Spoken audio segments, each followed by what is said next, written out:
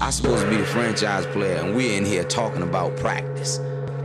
I mean, listen, we talking about practice. Not a game, not a game, not a game. We talking about practice. Not a game, not a game. Me. Bam, bam. Me, man. Not a game. Slap that like she scored 30. We talking about sports. I mean, what we even talking about, man? We talking about sports here. And I was in here all golly asking for the Lakers all year. Not asking for it since I started the podcast. Avoiding the Clippers, wanting to avoid the Clippers at all costs. And I mean, shit, I doubled up on my stupidness because we know how that turned out. But let me take my walk of shame first, man. Yeah, game one was fun while it lasted. You're so offended. I popped my shit off. I popped my shit off after game one. You know what? I got off for one game.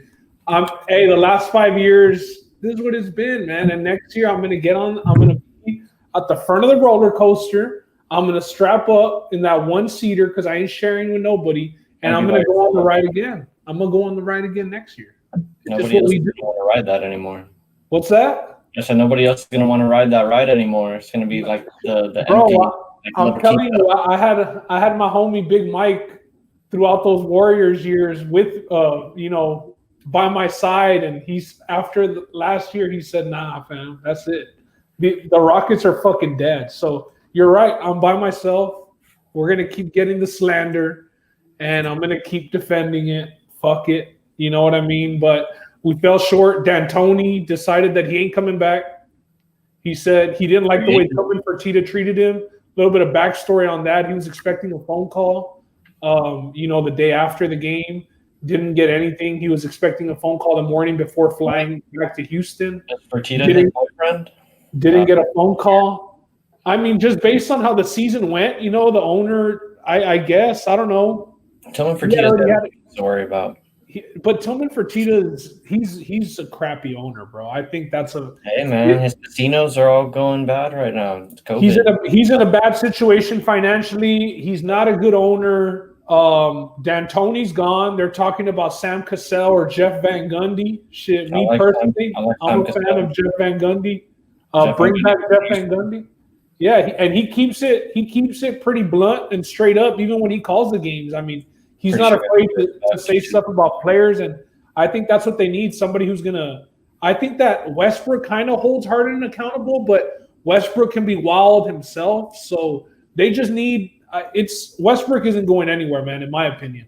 Well, it's going to be hard, especially after the way he played in the playoffs and his contract. Sure. It's going to be hard to move that piece. So I think it behooves the Rockets just to try and build or rebuild around them too. I mean, I don't think Harden would let them move him. But honestly, Roland, I thought the same thing after they paid CP3 and he looked terrible last year. I thought there's no way that they're going to be able to move this CP3 contract.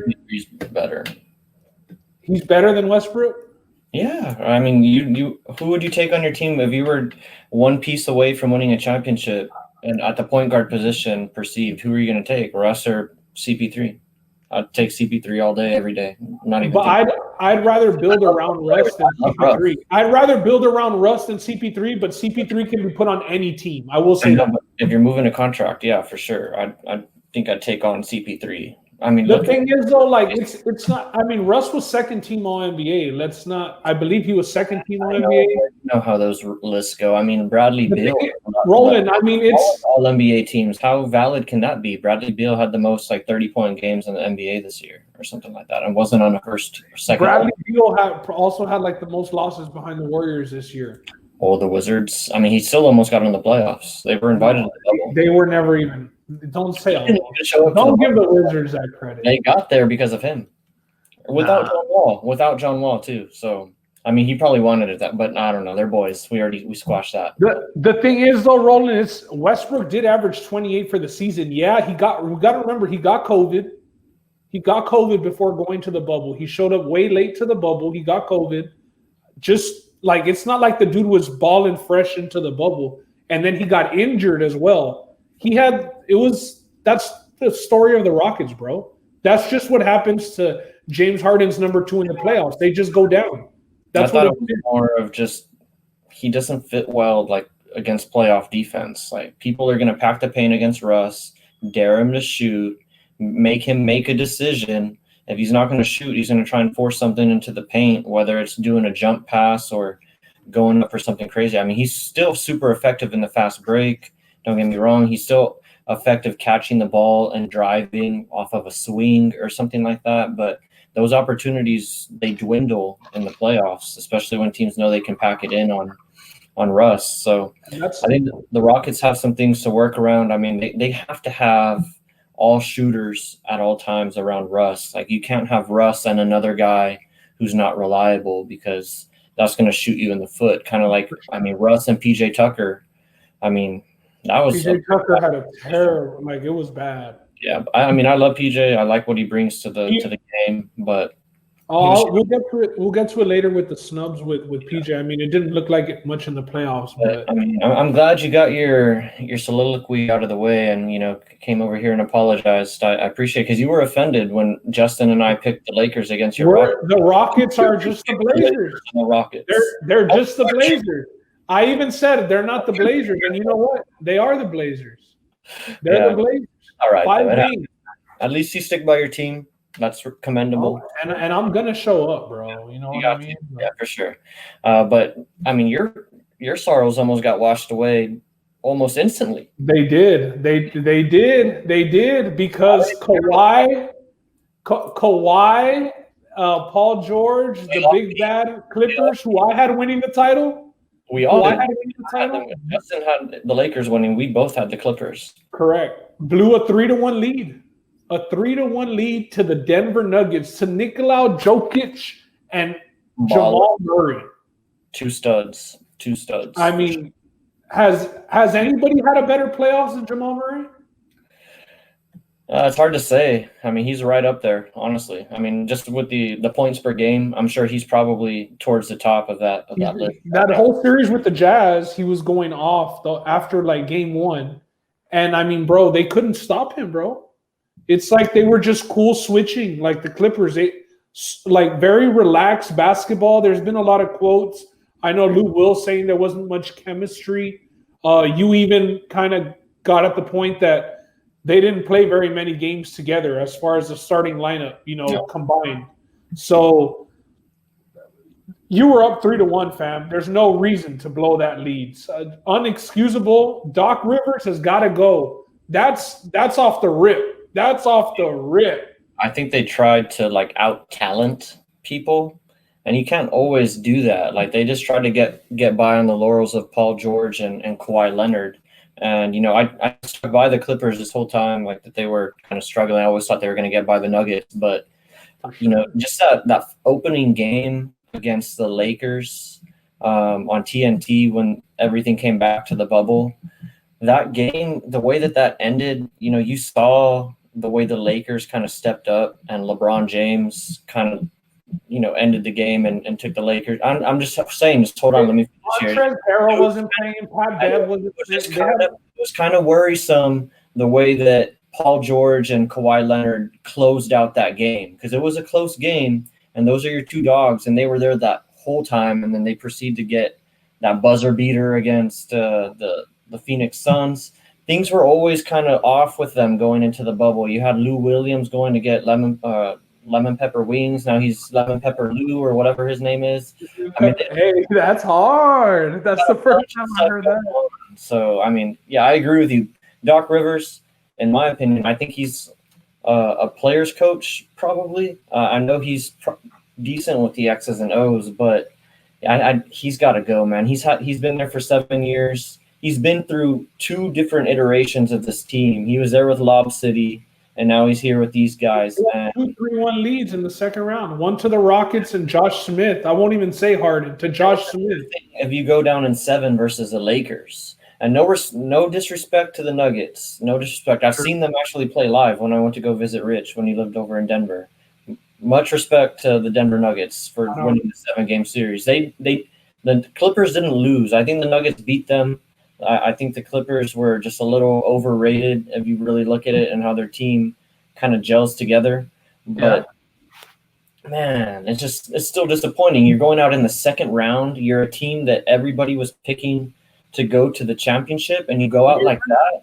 If you weren't a Lakers fan, you were picking probably the Clippers if you were being realistic. I mean, I didn't have the Rockets winning at all. I had the Clippers winning it all. The path has the Red Sea has parted for the Lakers, bro. Let me tell you that. This is it. But hey, there's 2 teams or 3 teams still alive. I think they got to get by the Nuggets. I think they will. The Nuggets have been a part of 2 7-game series.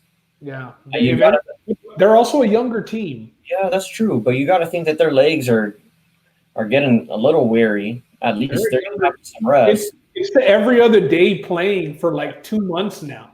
That's crazy talk. But they've been getting it done. And Nikola Jokic, I've seen a lot of people saying, it's been all over Twitter, but I think he's for sure the best center in the game. I don't think there's any debate who it is. And Jamal Murray solidifying himself as a guy who's going to be like an all-star conversations, I think. Did he just did this playoff run get him on Donovan Mitchell level? I think so. Yeah, I think he's right on that. He beat Donovan. That's fair? Them, or did they play each other? Or yeah, they did. It was the Nuggets versus Jazz. Beat them in the first round, 7 games. I mean, they both went off. I think they're right on the same playing field. I think Jamal Murray's the type of guy. He's a big shot taker, not afraid to take any shot. I mean, it leads him to take some bad shots sometimes, but one thing's for sure. He's going to be there chunking, like the one that iced the Clippers 2 nights ago. He just like, it was like one of those shots in 2K. You're running full speed and shoot it at the side. Yeah, and it went in. So, yeah, Jamal Murray, I think he's ascended a lot. So he's going to be a player to look out for. I'm interested to see the AD and Jokic matchup. I mean, clearly AD has him on the athleticism, and he's probably going to be able to block him. But if anything, I think Jokic with his craftiness and his, finesse, he might be able to get AD into some foul trouble. I do think the pass behind the back, that was dope. I do think the Lakers will go back to playing the 2 bigs now, though. Yeah, it's going to play into that for sure. I think they will go with the 2 bigs. We'll see a little bit more JaVale McGee, some more Dwight Howard possibly. But that's a lot of athleticism. Jokic, bro. You got to match up with Jokic and Paul Millsap. But that's a lot of athleticism for Jokic down low. McGee and AD, that's any ball that goes up from him. He's not the biggest jumper, like we said. He's finesse. You get JaVale McGee in foul trouble. If they're playing him one-on-one, he's going to eat him up all day with his post moves, in my opinion. I don't know. But it's going to be a lot for him to handle. I do think that plays into the Lakers' hands, that they have 3 bigs that they can throw at him at any given time. And, I mean, AD, arguably Defensive Player of the Year, so doesn't get much better than that. But we'll get into that later. You want to introduce the pod? Hey, this is a big day. It's number 20. It's taking us a while to get here, but it's number 20. We talking about sports. Glad to be back for another week. Everything is in full swing right now. It's a full sports world. If you didn't know any better, it'd be normal outside, or you think it was normal outside. I think they said last weekend they compared it to something that happens some sort of eclipse or some shit where we have the 4 major sports all at one time. And they threw in WNBA and MLS too. We're getting correct. So yeah, a bunch of games going on. Things are great. There's a lot more stuff to talk about. But one thing's for sure, we're glad to be back. As I said, right now it's episode number 20. So it's a pretty big little milestone for us. We're 1/5 of the way to 100. So 20 weeks. 20 weeks. We've been at it, and thank you guys for following us. But without further ado, it's Roland Zamora here with you guys and Ben Diaz today. Ben, how have you been, man? I've been good, bro. I've been good. I enjoyed week 1 of the NFL season. It was dope. This weekend, we had a little get-together here with Gabby's family. 2 years living in this house now, bro, and we finally got. Yeah, but there's more to the story.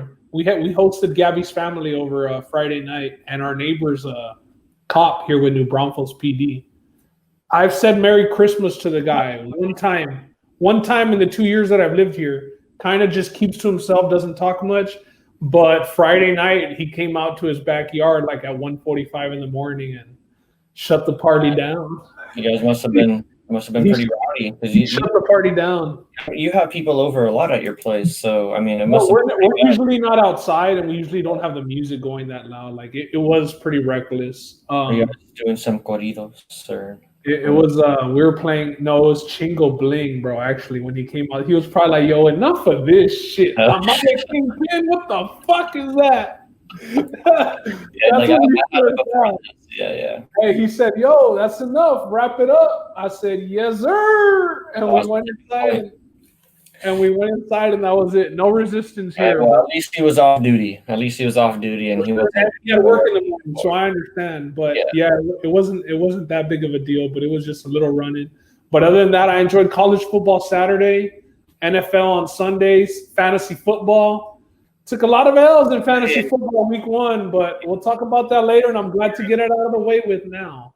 Your second NBA team is still in the running too, though. They're playing right now. The Heat they're taking an L right now too. They're down 15 at half to the Celtics. Hey, they're up 1-0, so we'll see. They are up 1-0. But yeah, bro, my weekend's been dope. What did you get yourself into? You back in SA already? Yeah, I'm back in SA. I got back this weekend. I went for a bike ride on Saturday at OP Schnobel, or I think that's how you pronounce it. I don't know, but went on a bike ride. I brought my bike back up from the valley, so that was nice. And then Sunday was really just NFL and fantasy football all day. Although, just much like yourself, I wish I hadn't spent that much time looking at fantasy and NFL all day because I lost in just about all of my major leagues for like 1 or 2, and then the Cowboys lost. So I stayed up late, and it depends what the game is on Sunday night. Usually I'll watch it till about first half, and then I'll crash out because I got to wake up early on Monday. But maybe I'll stay up depending if it's a good game or if I have betting interest or whatever. But I stayed up because it was the Cowboys, and it was a crazy game. I mean, I thought it was a nice back and forth. This is the first game. It's sloppy. Cowboys have some offensive line questions. Rams aren't necessarily the best team to have those questions against. New coach, exactly.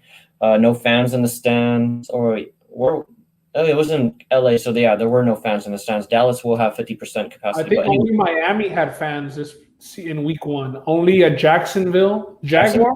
The Jaguars, yeah. That's why they pulled out that dub. Mm-hmm. They got the dub. Division win. Thank you, Jags. One of my teasers, because I had the Colts as a teaser and one of my teasers last week. So, well. But I had a pretty decent first week of the season betting wise. I'm not in a deficit right now, so that's always good. Ended the week in the green, so can never complain about that. But yeah, man, just glad for everything to be back. I'm glad NFL just started. NBA playoffs. I don't think that's ever happened in the history of like the sport. We have a COVID to thank for that, but we got NFL, NBA, NHL all going on at once. Baseball. So good times, man. But I mean, we kind of led the podcast with some NBA talk. I guess we can follow up there. And I'm just going to start off with the big news, or at least this week, that's non-playoff related.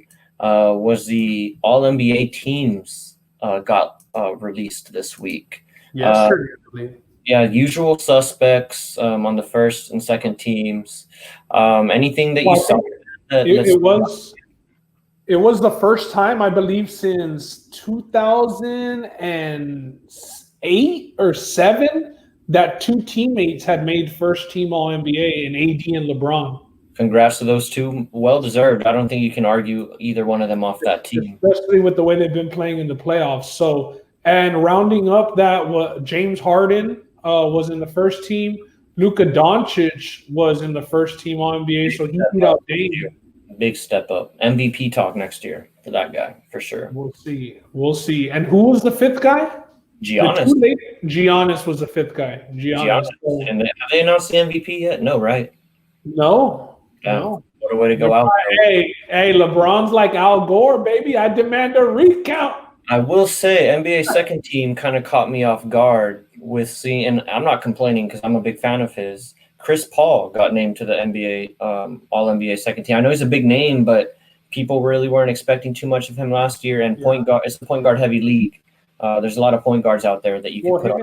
Him and Dame were both in the second team, right? Him, Dame, Jokic, and Kawhi Leonard, and the other guy. Props to him. Probably is a year past being the most improved conversation, but Pascal Siakam was the fifth guy on that second team. And I mean, he kind of, much like Giannis, he kind of flamed out in the playoffs, didn't really have a good series against the Celtics, but nonetheless, he had a good season. I mean, he stepped up to become a 25-point per game scorer. It's pretty big time for him. Like you said, though, Roland, in the playoffs, the defense is different, bro. And those players who feed off of just backing up in the post and eating in the paint, I mean, those lanes get slimmer, so you got to hit some jumpers. That's what AD's been doing. AD's been hitting jumpers, so he's been able to mix it up. These other dudes, get your jumper right. AD's such a great jump shooter. I don't want to spend too much time dapping him up right now, but he was hitting almost anything against the Rockets. Granted, he wasn't playing against anybody that was over 6 feet tall. He could shoot right over. he was having his way, and his jump shot was silky. So yeah, you're right. Hey, who was on the third team though? Who was on third? Yeah, let's finish it up with the third team. Jason Tatum, no argument here. Big fan. Jimmy Butler, no argument either. Rudy Gobert, perennial contender for all defense. Gotta put him there. I don't know who else you would put up against them. Gobert over Embiid? Embiid, yeah. Embiid's the other guy. But, yeah, that's a tough one. I'll give you that. Embiid and Gobert, probably think twice about that one. But he is an all-defensive player of the year candidate pretty much every year. But anyways, Ben Simmons, Embiid's teammate, made it onto the third team. And Russell Westbrook was third team. So that's where my argument comes in. Bradley Beal, how does he not make it in over like Russell Westbrook or maybe Ben Simmons? I think Donovan Mitchell has a better case than Bradley Beal, though. Donovan Mitchell has a case. Bradley Beal has a case. I think Bam Adebayo has a case. Bam Adebayo has a case over who was the big man? Gobert. Gobert. It's question. I mean, you have guys like Karl Anthony Towns or Sabonis, who had a big year for the Pacers. It was pretty much an walking double-double, and he would get triple-doubles every now and again. He could have been on that slot. But and like no Kyle Lowry? The one thing I will say is I think it should become more positionless than anything. And I think we're kind of moving towards that. We see it all the time. With the third team, it kind of sounded like it because you said Ben Simmons, who's a point guard, Russell Westbrook, who's a point guard. Yeah, but Ben Simmons, they kind of play him at the 4 or kind of list him at power forward or point guard. I don't know, but I get what you're saying. Yeah, they're all guards pretty much or perimeter players. Except Tatum, for Butler, Simmons, Westbrook, and Gobert is a post player. Yeah, he's the only one. But yeah, you got to give the big men their love. Like, I mean, Jokic is a top 10 player in the league, so no doubt he needs to be on one of those first two teams. Hey, next year I expect Jamal Murray to creep onto one of these teams, bro. But you're saying Jamal Murray, but Devin Booker was left off this list. There you go. Devin Booker's another one. So yeah, it's going to be crazy to see these young guys because I think we're right at this point in the NBA where it's kind of a passing of the guard. You know, we're seeing some of these older guys kind of get out of there, and we're seeing these young names start to take over. Now, I think a lot of it is going to happen when they start catching dubs. They need to get some victories. You know, like Devin Booker can't be on a losing team with the Suns all the time. Bradley Beal, same thing with the Wizards. I know I brought him up, but being on a losing team doesn't necessarily help your case. Do you think so? Based off of that, like you said, these are all playoff teams. He was on a winning team. Do you think that John Morant had a case for third team All NBA or no? Is that too far fetched? It's probably a little too far fetched. I mean, he was rookie of the year, but I don't think his stats would stand up against anybody on the third team. Donovan Mitchell probably. I would think Donovan Mitchell's a bigger snub than Bradley Beal. I think you can go the guy that's probably, or the two guys most in question are probably like Ben Simmons to me and probably Jimmy Butler on that team. I love Jimmy Butler, but I'm just talking stats-wise. That's all. Those other guys have comparable stats to those guys. And probably Jason Tatum. You can all make arguments to swap out those three guys, I think. And that's because I love Jason Tatum. But I think that all of those guys have got to be on there. Tatum was bad. He's a bad man. Another guy taking over in the playoffs. Yeah, which he wouldn't settle for 40-footers, but we'll get into that later. Well, if they make the finals, I mean, that's Jason Tatum is looked in a whole new way because for them to make the finals, and maybe we'll get into the series a little bit later, but it's going to have to be Tatum. So that'll be a crazy step up if he gets them through. Well, we kind of talked about it. Do you want to go more into the Clippers, or are you about done talking about what happened with them? They choked. There's nothing more. Well, I will say this: the breakup. Will there be any changes? Let's just talk about what changes.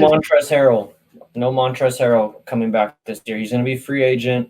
And I was reading some stuff today that him and Paul George got into a heated argument in Game 2, and the words that were caught, I guess, by Chris Haynes. And I trust Chris Haynes' reporting. He's always one of the more reliable guys. I know he got into that whole tiff with what happened in that players only meeting where words were said, and he was the main reporter. But for the most part, I do respect his reporting.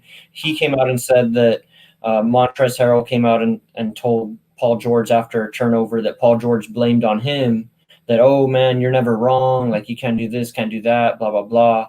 And Paul George had some words for him, and that things were kind of never really nice between those guys, and that there's been friction ongoing. And you hear it a lot with these superstars, the superstars treatment. Some guys are treated separately than the rest of the guys, because in the NBA, it's player dominant, man. Like, if your star player does not like you and you're the head coach, you're already walking on thin ice. Because if you can't get him to buy in, man, it's going to be really, really hard for you to do your job. And I know it's kind of a weird example, but look what happened with Dwight Howard and Stan Van Gundy. Dwight Howard hated Stan Van Gundy. What happened? Stan Van Gundy's ousted, and that's because they went to they almost won a title together. They got to the finals. Roland, what I was going to say is the NBA is where if the players don't like the coach is going to go. That's the sport where the players run it, bro. The players on the court. Yeah. The players run the NBA. I mean, we saw it with the poor Brooklyn Nets coach, bro. Mm-hmm. I mean, he got them to the playoffs. He got them there without Kyrie, without KD. But we know that Kyrie and KD wanted their choice of coach. And it surprised the hell out of everybody. Here comes Steve Nash. Mm-hmm. Fucking out of nowhere. Talk about left field. So with that said, do you think Doc Rivers has the locker room on his side? I kind of think he does. It's hard for me to see that these players would rebel against him, because a lot of it too, man, like, I know we want to say it's on Doc Rivers and it's his job to corral these guys and whatnot, but just like you said, where the players have the most say in the NBA, the NBA, in my opinion, coaches do win you championships. Don't get me wrong. If the Clippers, I think, had a better coach than Doc Rivers, and that's because Doc is good, but if they had somebody in the upper echelon and what everybody would agree is upper echelon, I think they wouldn't have been in this position. But what I'm getting at is, in the NBA, you can out-talent people, because there's only 5 people on the court, so 1 or 2 players can dominate you and win a series for you. Right. And that's, man, I don't know. And that's why, and I'm saying all this to say that some of this is on Kawhi Leonard and Paul George, man. Like, you do not score less than 20 points, both of you guys, in Game 7, when it's clear you're option 1 and option 2. There's nobody else. And when you know everybody else isn't doing good on your team, Lou Will, I think you were telling me, wasn't even shooting more than 2% from 3 or something stupid, is not showing up, and he's your perennial 6th man of the year. It's on you 2 guys. I think Doc, man, it's hard to say somebody gets a pass when he's been there 7 years and hasn't done anything, but I think this shared blame here, can't put it all on Doc, but I think there is going to be somewhat of an exodus from this team. And it's hard to say because they're championship contenders, but I don't think we're going to see Montrezl Harrell back this year. I think Lou Williams, I don't know what his contract situation's like, but that whole leaving the bubble thing has to have left a sour taste. Sure. It's a shared responsibility. It's not all on Doc Rivers. Your players didn't come through for you. Paul George hit the side of the backboard. I do stuff like that. I do stuff like that. Paul George shouldn't be doing stuff like that in a Game 7. So it's not all on Doc, although he could very well find himself without a job. Don't usually like to wish that on people, but it could happen. He's been there 7 years. He had a championship caliber team, and they didn't get it done. So got to look at the coach. Montrezl Harrell, I don't think he's going to be back. And Lou Will, that whole thing that he had with going to the strip club, even though he wasn't there for the strip club, he really had to go for a funeral. But just left a sour taste in management's mouth, I'm sure. You don't ever want to be dealing with that. And look what happened. It just ended in flames. So and to piggyback on what you said, that it's not all on the coach. It isn't all on the coach, man. But Doc Rivers has already blown 2-3-1 leads with the Clippers, and yeah, so you can't shoot him bail. His name does hold some weight. Like players do. Giannis has even come out and said that he admires Doc Rivers as a coach. A lot of people do admire Doc Rivers. He's an African American coach, and he's been successful. He's won titles, and he's been in contention. But the truth of the fact is, bro, like he underperformed big time. Where were the every second half? The Nuggets came out and smacked them. From Game 4 on, the Clippers could have closed them out. Game 5, they were up going into halftime, got smacked second half. Game 6, they were up going into halftime, got smacked second half. Game 7, they were up going into halftime. The lead got cut all the way down to 2 from like 14, right before half to 2. Mm-hmm. Second half, got smacked again. So, and did Kawhi make the wrong decision? Did he pick the wrong guy? I don't know if he picked the wrong guy, but I think he should have stayed in Toronto. And I'm glad you brought that up because I wanted to talk about that. I think Kawhi may have miscalculated things. There was reports saying that Kawhi didn't believe that the Raptors, as constructed, were a championship team. And who knows if Fred VanVleet and Spicy P take the steps that they do this year with Kawhi Leonard still as being the key cog. Who knows if those shots are there for them to take that step up. But you have to think that they both do get better, and that team only gets better from winning the championship. And the confidence. The Raptors would probably be in the Eastern Conference Finals right now if Kawhi was there. The Raptors were the 2 seed again without Kawhi. I mean, I think they were the 2 seed or lower with Kawhi. Shoot, they might have won. They might have been the 1 seed this year if Kawhi was there for the whole year, healthy, playing with another year under his belt with them. But I mean, I don't think it. Honestly, I don't think that because Kawhi wanted to go home. That was clear. Yeah, and that was the main thing. That was the main thing. He wanted to be in LA. But I don't think after 1 year he just gets rid of PG. No. He doesn't get rid of PG like that. I mean, they went out of their way to make up with each other. He doesn't talk much, but if he did, that dude's a savage if he ships his ass off. Man, but I just don't know who else he's gonna ship him out for. I mean, there's some guys out there, but convince Jimmy to go to LA, bro. Kawhi and Jimmy. I think Jimmy's just fine in Miami. I think Miami's going to be a contender to land a big name this year in the offseason. Just look out for them because they got cap room. They have some expiring contracts. Yeah. Or maybe next year is going to be the year that they go for the big fish. Chris Paul has been linked. I know Chris Paul's linked with the Bucks right now. Point God, can't really say anything more than that. But I guess we did have some more stuff to talk about with the Clippers. Didn't want to let them off the hook just yet. So I do see it different. I do like their bench didn't step up at all. We kept claiming that they had a deep bench. Like if it wasn't Kawhi scoring and Montrezl Harrell towards the end of the series started doing better, but what happened to Shamet? I felt like he got no play time at all. And he's a good shooter. In the bubble also. Like he missed a couple of games due to an ankle injury, but he's a young cat as well from Wichita. Like I know Fred VanVleet is from there too, and he played big as hell in the finals. But I mean, Shamet, there's guys that are in the regular season rotation, and then in the playoffs, like they're just if they're hitting shots, they're in. If they're not, they're just. Yeah, and that's why I thought they might give him a chance because Lou Will was just bricking everything. I don't think I saw Lou Will hit one shot in the playoffs that I was watching from the Clippers. It's the loyalty to I know exactly. And 6th man of the year. I would say Dr. Rivers is the players coach as well. For sure. You're going to stick with him. I agree. But enough of the second round. Let's get into, the results. Let's get into the results of, your Rockets getting – losing 4-1 against the Lakers and the Nuggets winning a 7-game series. We get ourselves a Lakers versus Nuggets Western Conference Finals. I don't think anybody predicted that. I had Lakers Clippers. I'm pretty sure everybody on the pod. Ben had Lakers Clippers. Justin had Lakers Clippers. I had Clippers Rockets.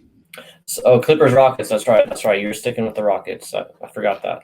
But do we see any potential for the Nuggets to pull something special off here? Do they have another one in them? Back-to-back 7-game series, as we said earlier.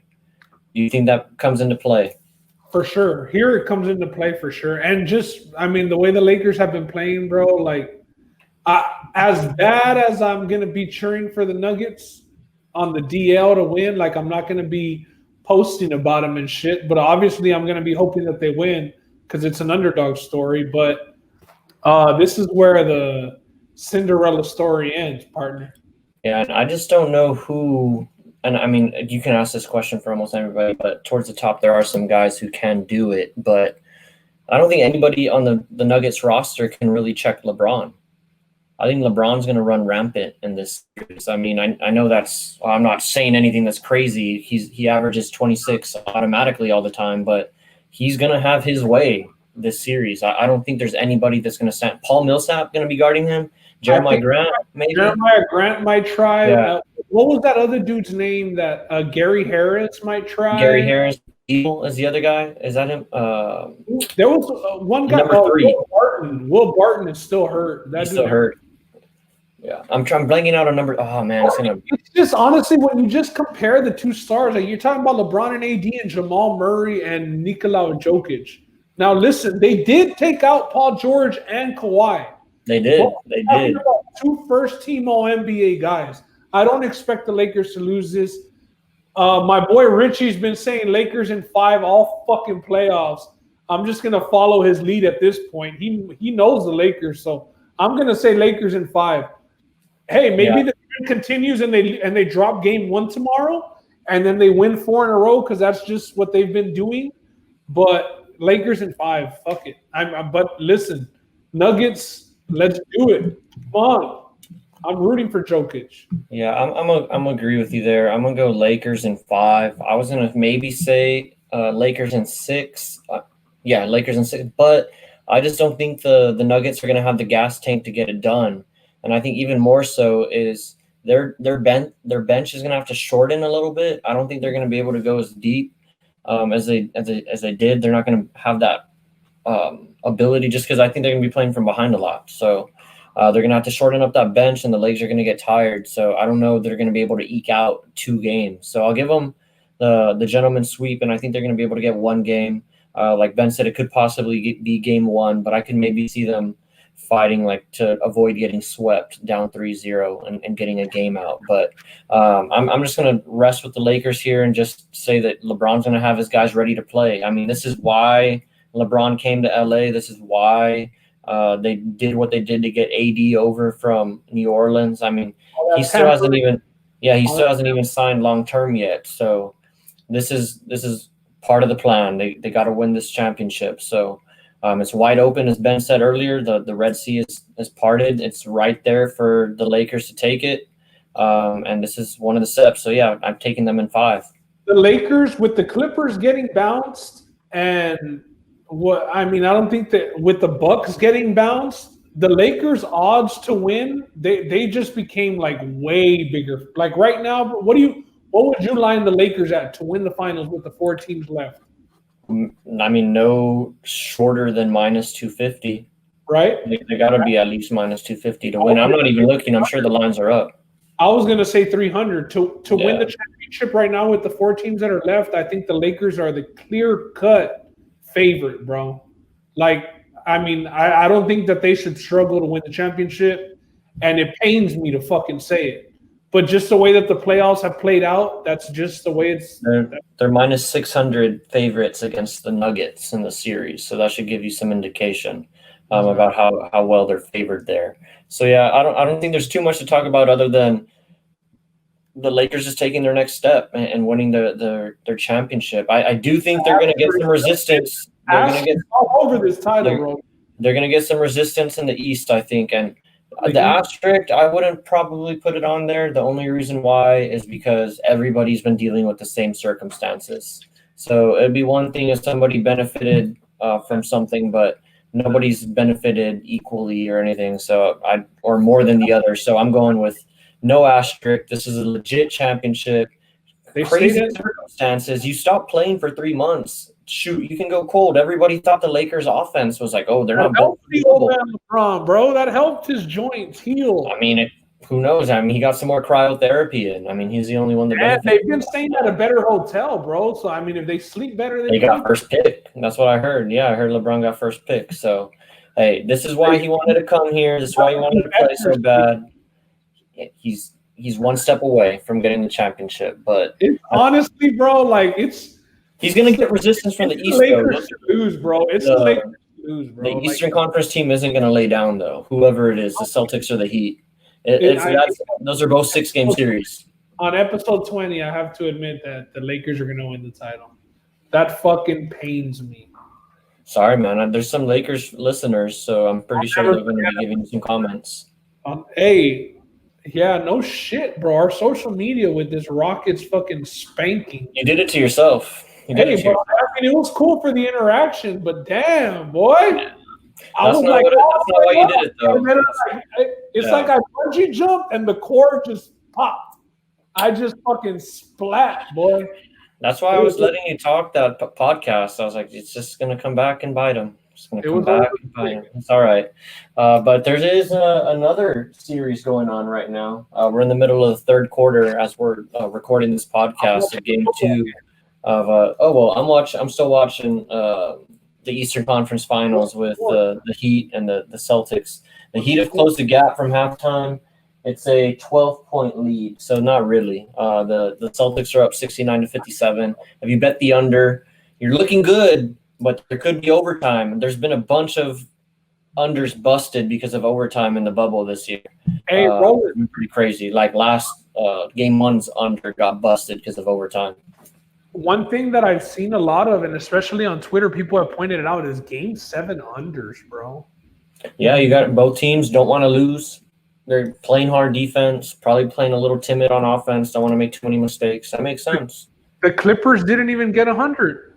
I wonder what the trend is on that. But are you still sticking? So if Boston, even let's just say the results hold true, because we're not going to be on this topic for as long as the game is, but should the results hold true, who do you got when the series goes 1-1 between the Rockets and the Celtics? I mean, I had the Heat. You still got the Heat.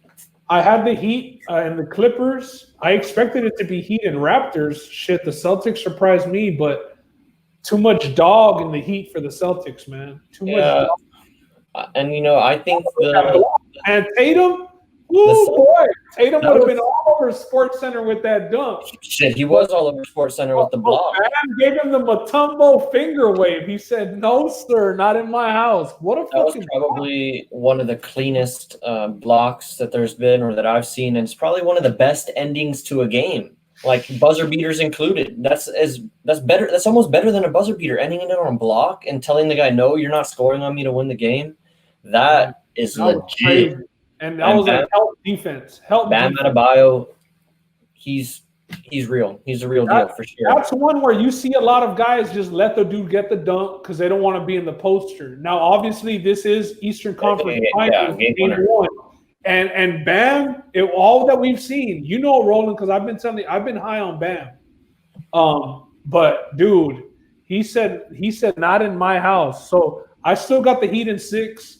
The Heat have lost one game in all the series that they played in the playoffs. Like the Lakers, they've been winning. They swept the Pacers, and then they won in 5 in the second round against the Bucks. But I got them in 6 here against the Heat, man. Yeah, I'm going to stick with the Celtics. Stay opposite of you. The Celtics do tie it up. I mean, they can still lose this game. They do get it to 1-1. I think they just have too many bucket getters. I think I was talking about that on the live podcast, so the last time that we came on. They have too many guys that can get them a bucket, and they have guys that can guard all of the Miami players, just like Miami matches up well with them because they have a lot of perimeter players.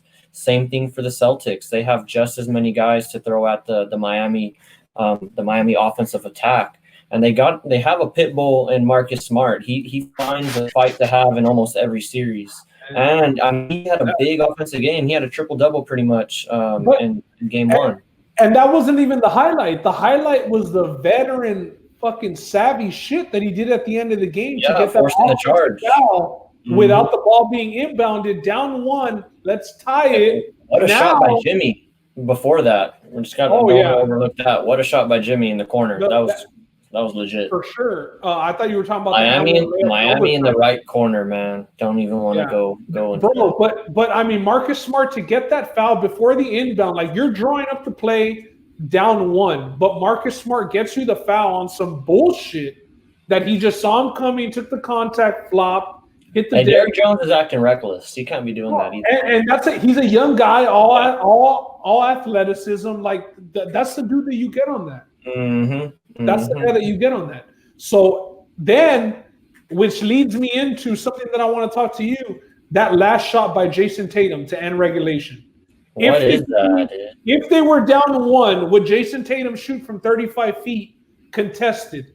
No, I think he tries to get to the bucket, but I think getting to the bucket is the answer in almost every case, unless you're Dame Lillard or Steph Curry, who can knock it down back there without a doubt. You got to drive into the bucket, especially when you see Derrick Jones Jr.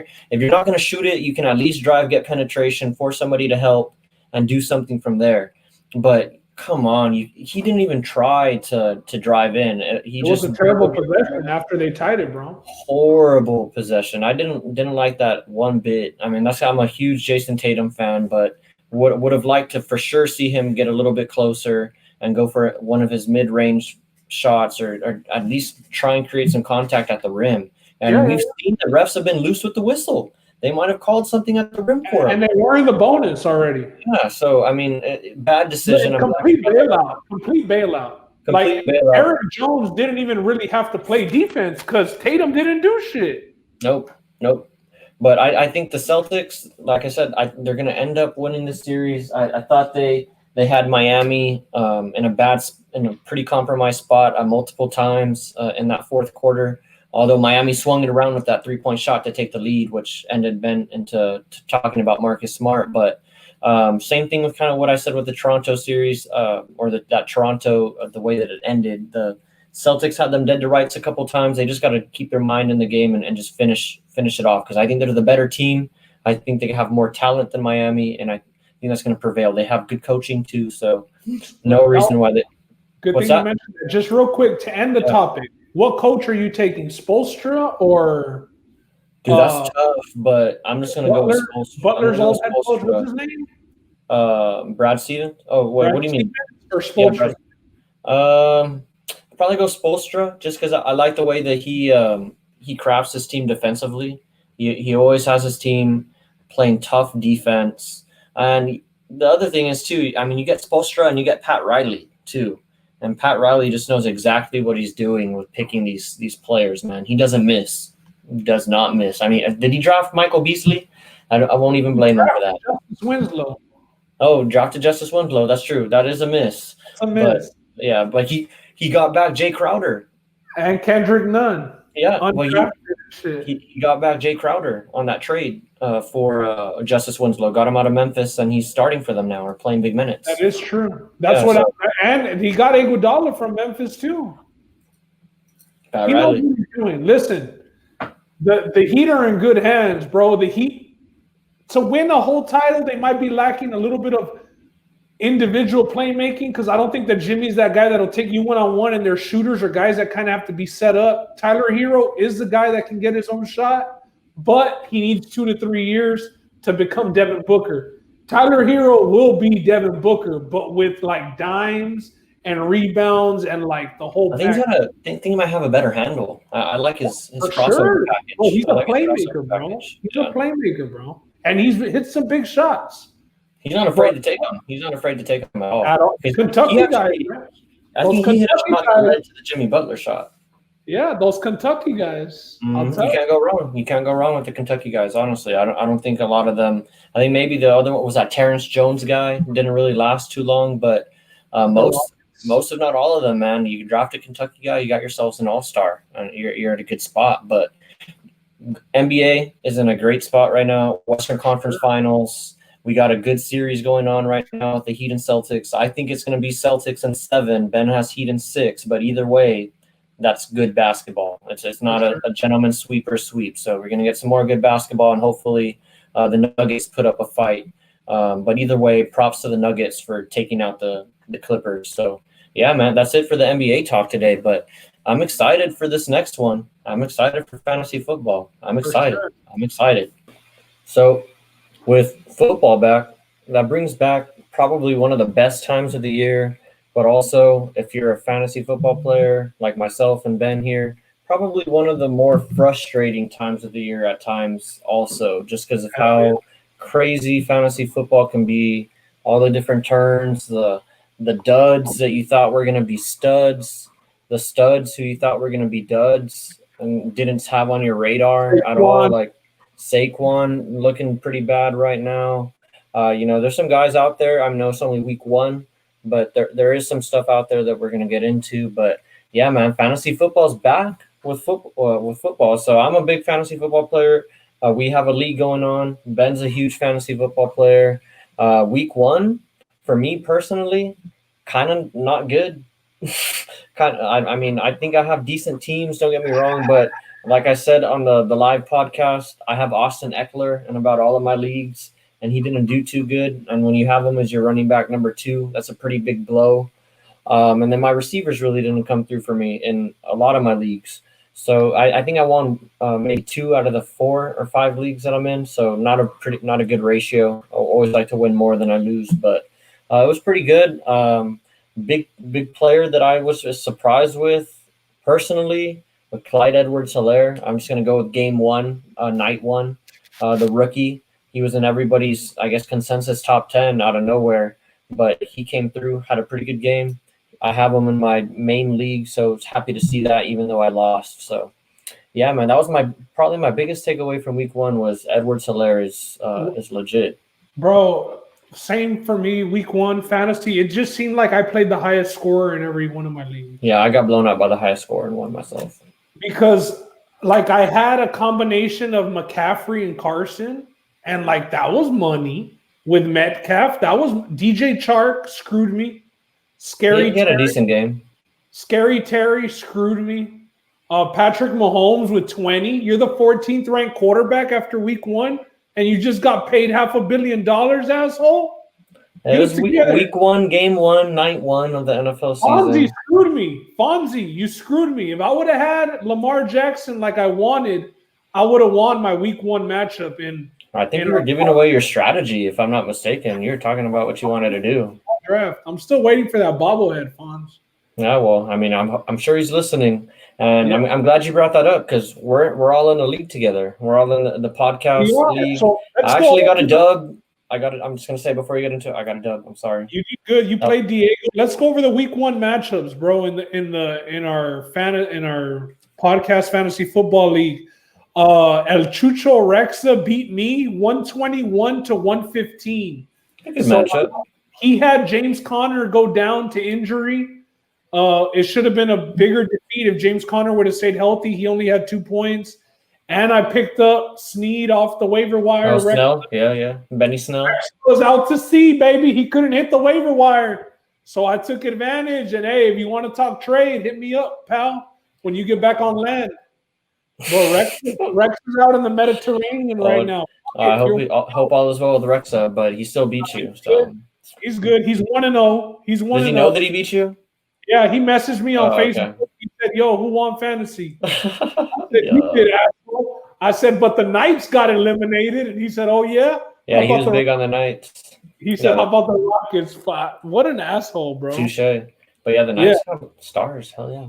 Another matchup that we had, Big John, the greatest show on turf, against India, cleats and cleavage. India 93, John 72. So India had Deshaun Watson, Aaron Jones, kind of highlighted her team. It was one of the lower scoring games. Was Big 72 John, the low score? Yeah, 93-72. Yeah, it was a low score. The other matchup, Markey, Yabba-dabba-doo, against Fonzie, show me them TDs. Markey won 122-111, so Markey won by 10. Nice. Fonzie had Saquon, who got outrushed by Big Ben. Fonzie, I feel your pain. I had Saquon in another league, and it was Under bad. 10 yards, right? He had like 6 yards or something like that. Yep. Yeah. Marky had Juju, bro, and Marky beat me in another league with that same shit. Juju went off on Monday night. Hey, I think you just need a Big Ben. Yeah, Fonz was up going into Monday Night Football. Mark came back and won. One thing I got to put Fonz on this. Monday night comebacks. Why was Raheem Mostert on the waiver wire come Wednesday? Fonz, huge mistake, Fonz. What? I wasn't even looking. Damn, I slipped. But I probably wouldn't have gotten him. Fonz dropped Raheem Mostert, bro. He dropped Mostert for Boston Scott when Sanders got ruled out. Oh, wow. He played it just for 1 week. Wow. Yeah, he dropped Mostert and he played Scott, and it bit him in the ass because Mostert was on the bench with a shitload of points. Or no, pick him up. Hold on, I'm tripping. He played Mostert. He just flexed. Okay. I was gonna say I don't think he would drop Mostert. I hope not. Oh well, he didn't play him because he dropped him. So yeah, no. He started Boston Scott with 6.4, and Mostert was a free agent. So Fonz should have won that matchup, but he dropped Mostert. Mark got lucky as hell, like usual. Peaky Blindsiders, Ron against J Mart. And Ron had Josh Allen go off, bro. Josh Allen's going to be a fantasy stud this year. Josh Allen and Davante Adams, the auto pick for Ron, fucking helped him. I knew if he would have picked himself, his team would have gone 0-15. He's lucky he auto picked 4 rounds because it showed here. So Ron took down Justin, and in the last matchup was you rolling the high score on the week, 1 to 128 against Diego. And Diego had the Kyler Murray and DeAndre Hopkins connection, but you beat it out. The podcast couldn't lose all 3 games. Somebody had to win from 1-3. The Matt Ryan and Ridley connection, bro. Hell yeah. I wasn't starting Ridley until the Mike Evans news, when everybody was clowning me on Mike Evans, and rightly so.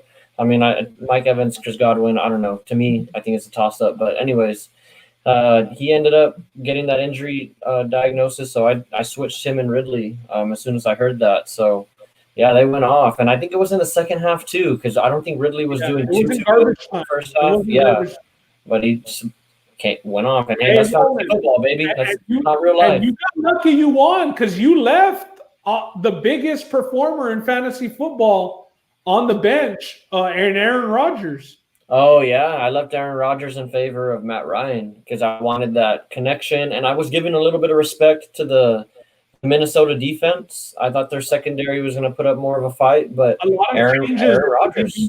A lot of changes in their DBs. They got rookies back there. Aaron Rodgers looked good. So you're going to give me a decision to make every week. I'm probably going to end up making the wrong one. Brother, with Matt Ryan and Aaron Rodgers? Can't complain about that. But the one thing is, though, you're going to have to make a decision. You can't play both of them. So I'm probably going to end up making the wrong decision. He played the highest scoring. Diego scored 128. He would have beat just about anybody else in the league. I mean, he had Kyler Murray for 26, Zeke for 26. Yeah, I was getting scared there for a while. Hopkins for 22. Like, he went off. And Diego did what I didn't do. Diego left Big Ben on the bench. That was a big decision for me last week. That was one of the things that I dreaded going into Sunday. Dang. Who do I start, Kyler Murray or Big Ben?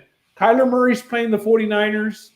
He did have good games against them, and last year the 49ers were banged up. He ended up getting 2 more points than Big Ben, but it wasn't okay. 2 points. Okay, that's not that big of a deal. I was just going to say, though, like, you probably drafted Kyler Murray in the top 6 or 7 rounds if you did. So that's high draft capital to me. That's a starting position, so somebody that you want in there most weeks. This shouldn't be matchup based. So I mean, 2-point difference isn't that bad. I was going to say I felt bad because I suggested to somebody, both of our friends, don't want to say his name, but I suggested Tom Brady over Kyler Murray last week to somebody. So I liked the matchup. I thought it was going to be a high scoring affair, but I was wrong. So it happens. But hey, man, it was a good week 1 for the podcast fantasy league. I thought there was a lot of close games, a lot of high scoring games out there. So it's going to be a competitive league for sure. I'm glad to see that. So with that, we talked about some of the names that, people left on the bench, so brought up some high scores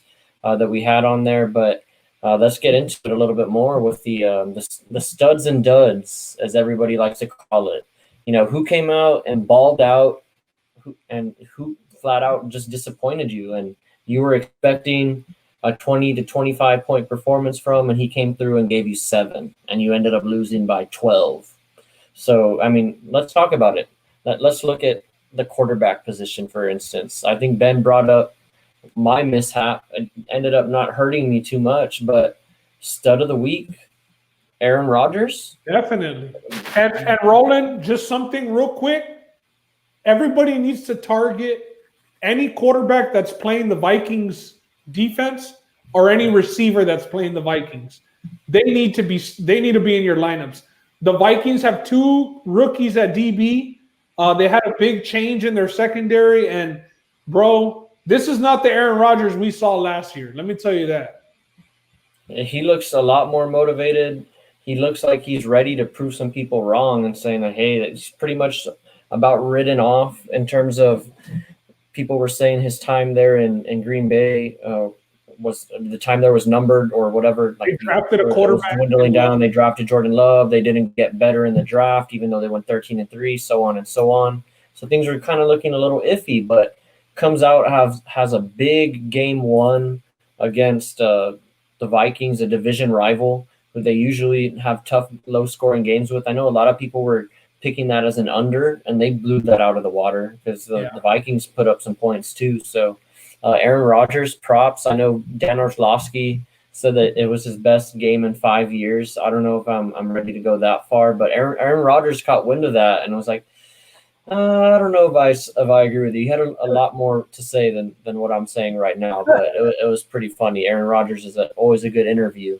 But dud in the quarterback department, is there anybody off the top of your head that you would like to shout out? Because I have one, but my dud was Patrick Mahomes, bro. 20 points, 14th ranked quarter. I didn't take you in the second round for that shit.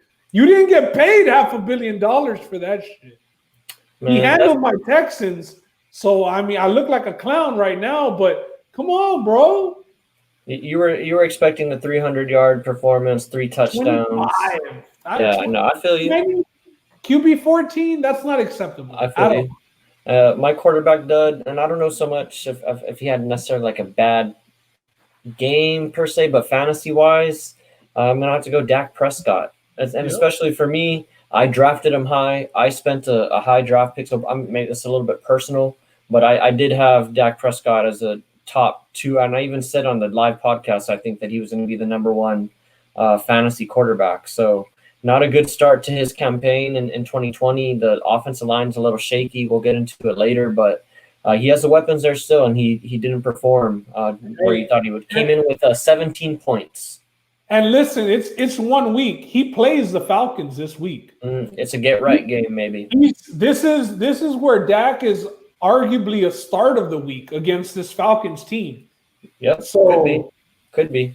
You know what sure. I mean? This sample size, but we're just talking about week 1. We're not going to overreact too much. Yeah, no, not at all. Although there are some guys that deserve maybe a little bit of a second look or something right now, but yeah, no overreactions for sure. So that was the quarterback position. Is there anybody in the quarterback, before we move on from quarterback, that surprised you? Maybe not necessarily the best performance of the week, but anybody that, hey, I didn't expect you to go off. I don't want to blow this one, but so I'm going to save him for later because I think that he's going to be good. But I'm going to go out on a limb and I'm going to say Josh Allen's going to be a top 5 fantasy quarterback this year. Okay. He threw for 300 yards the first time in his career, week 1. He had a couple of stupid fumbles in the red zone. He should have scored more, but he runs often. He throws a lot. I think Josh Allen is going to be a top 5 quarterback.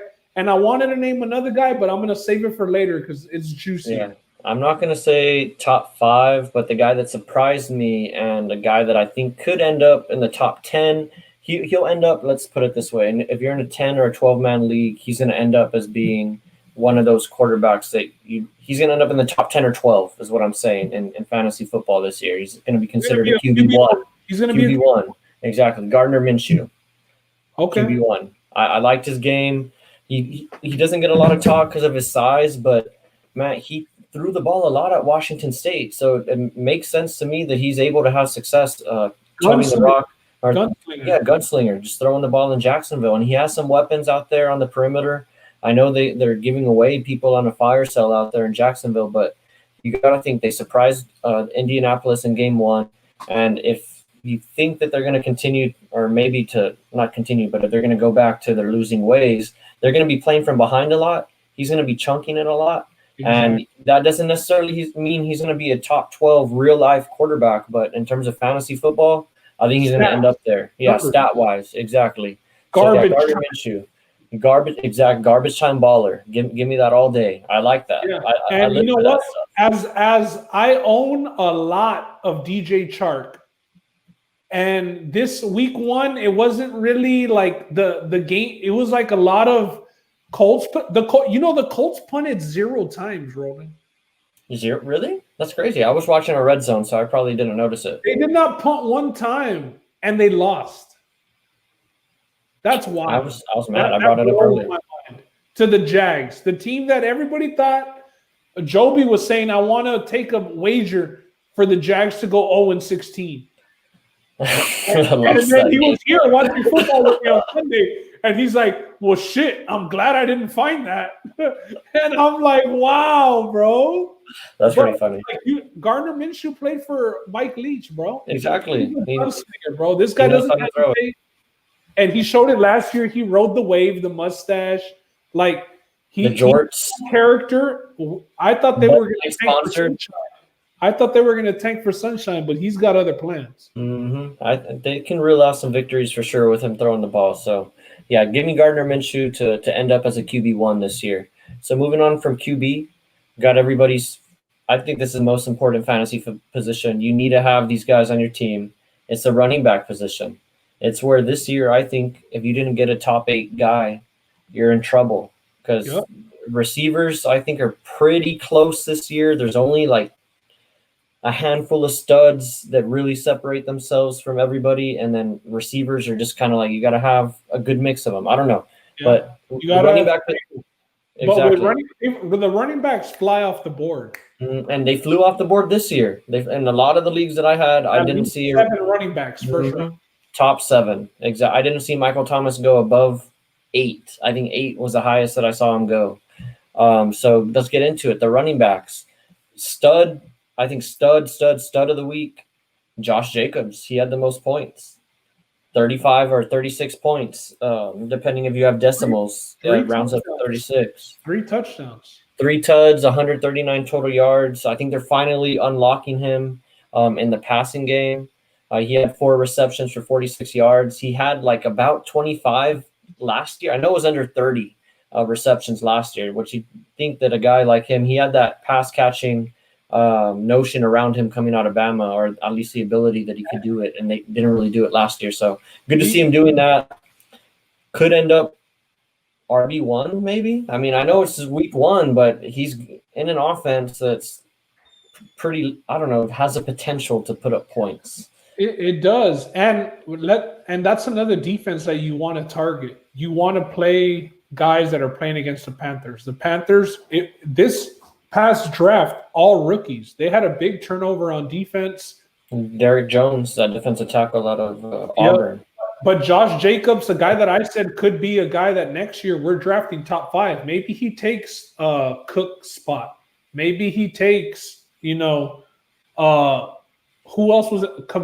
Although I think Kamara's going to eat. Kamara, he was right in the range with like Kenyon Drake. Miles Sanders was in his range.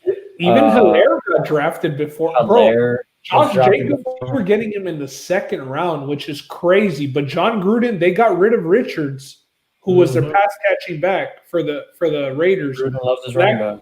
Yep, and that just told you that Josh Jacobs was going to be the do-it-all back, 3-down back, and he's a horse. As long as he doesn't get hurt, I think that they're going to work him. Dud for me. I don't have him on my team. I don't want to keep it all personal with my guys, but dud of the week. I was expecting to see more out of him this year. I was giving him some hope because I liked him historically. Is Le'Veon Bell with the Jets? Did not look good. He actually got outrushed by his teammate Frank Gore. If you can believe Frank Gore is still in the league.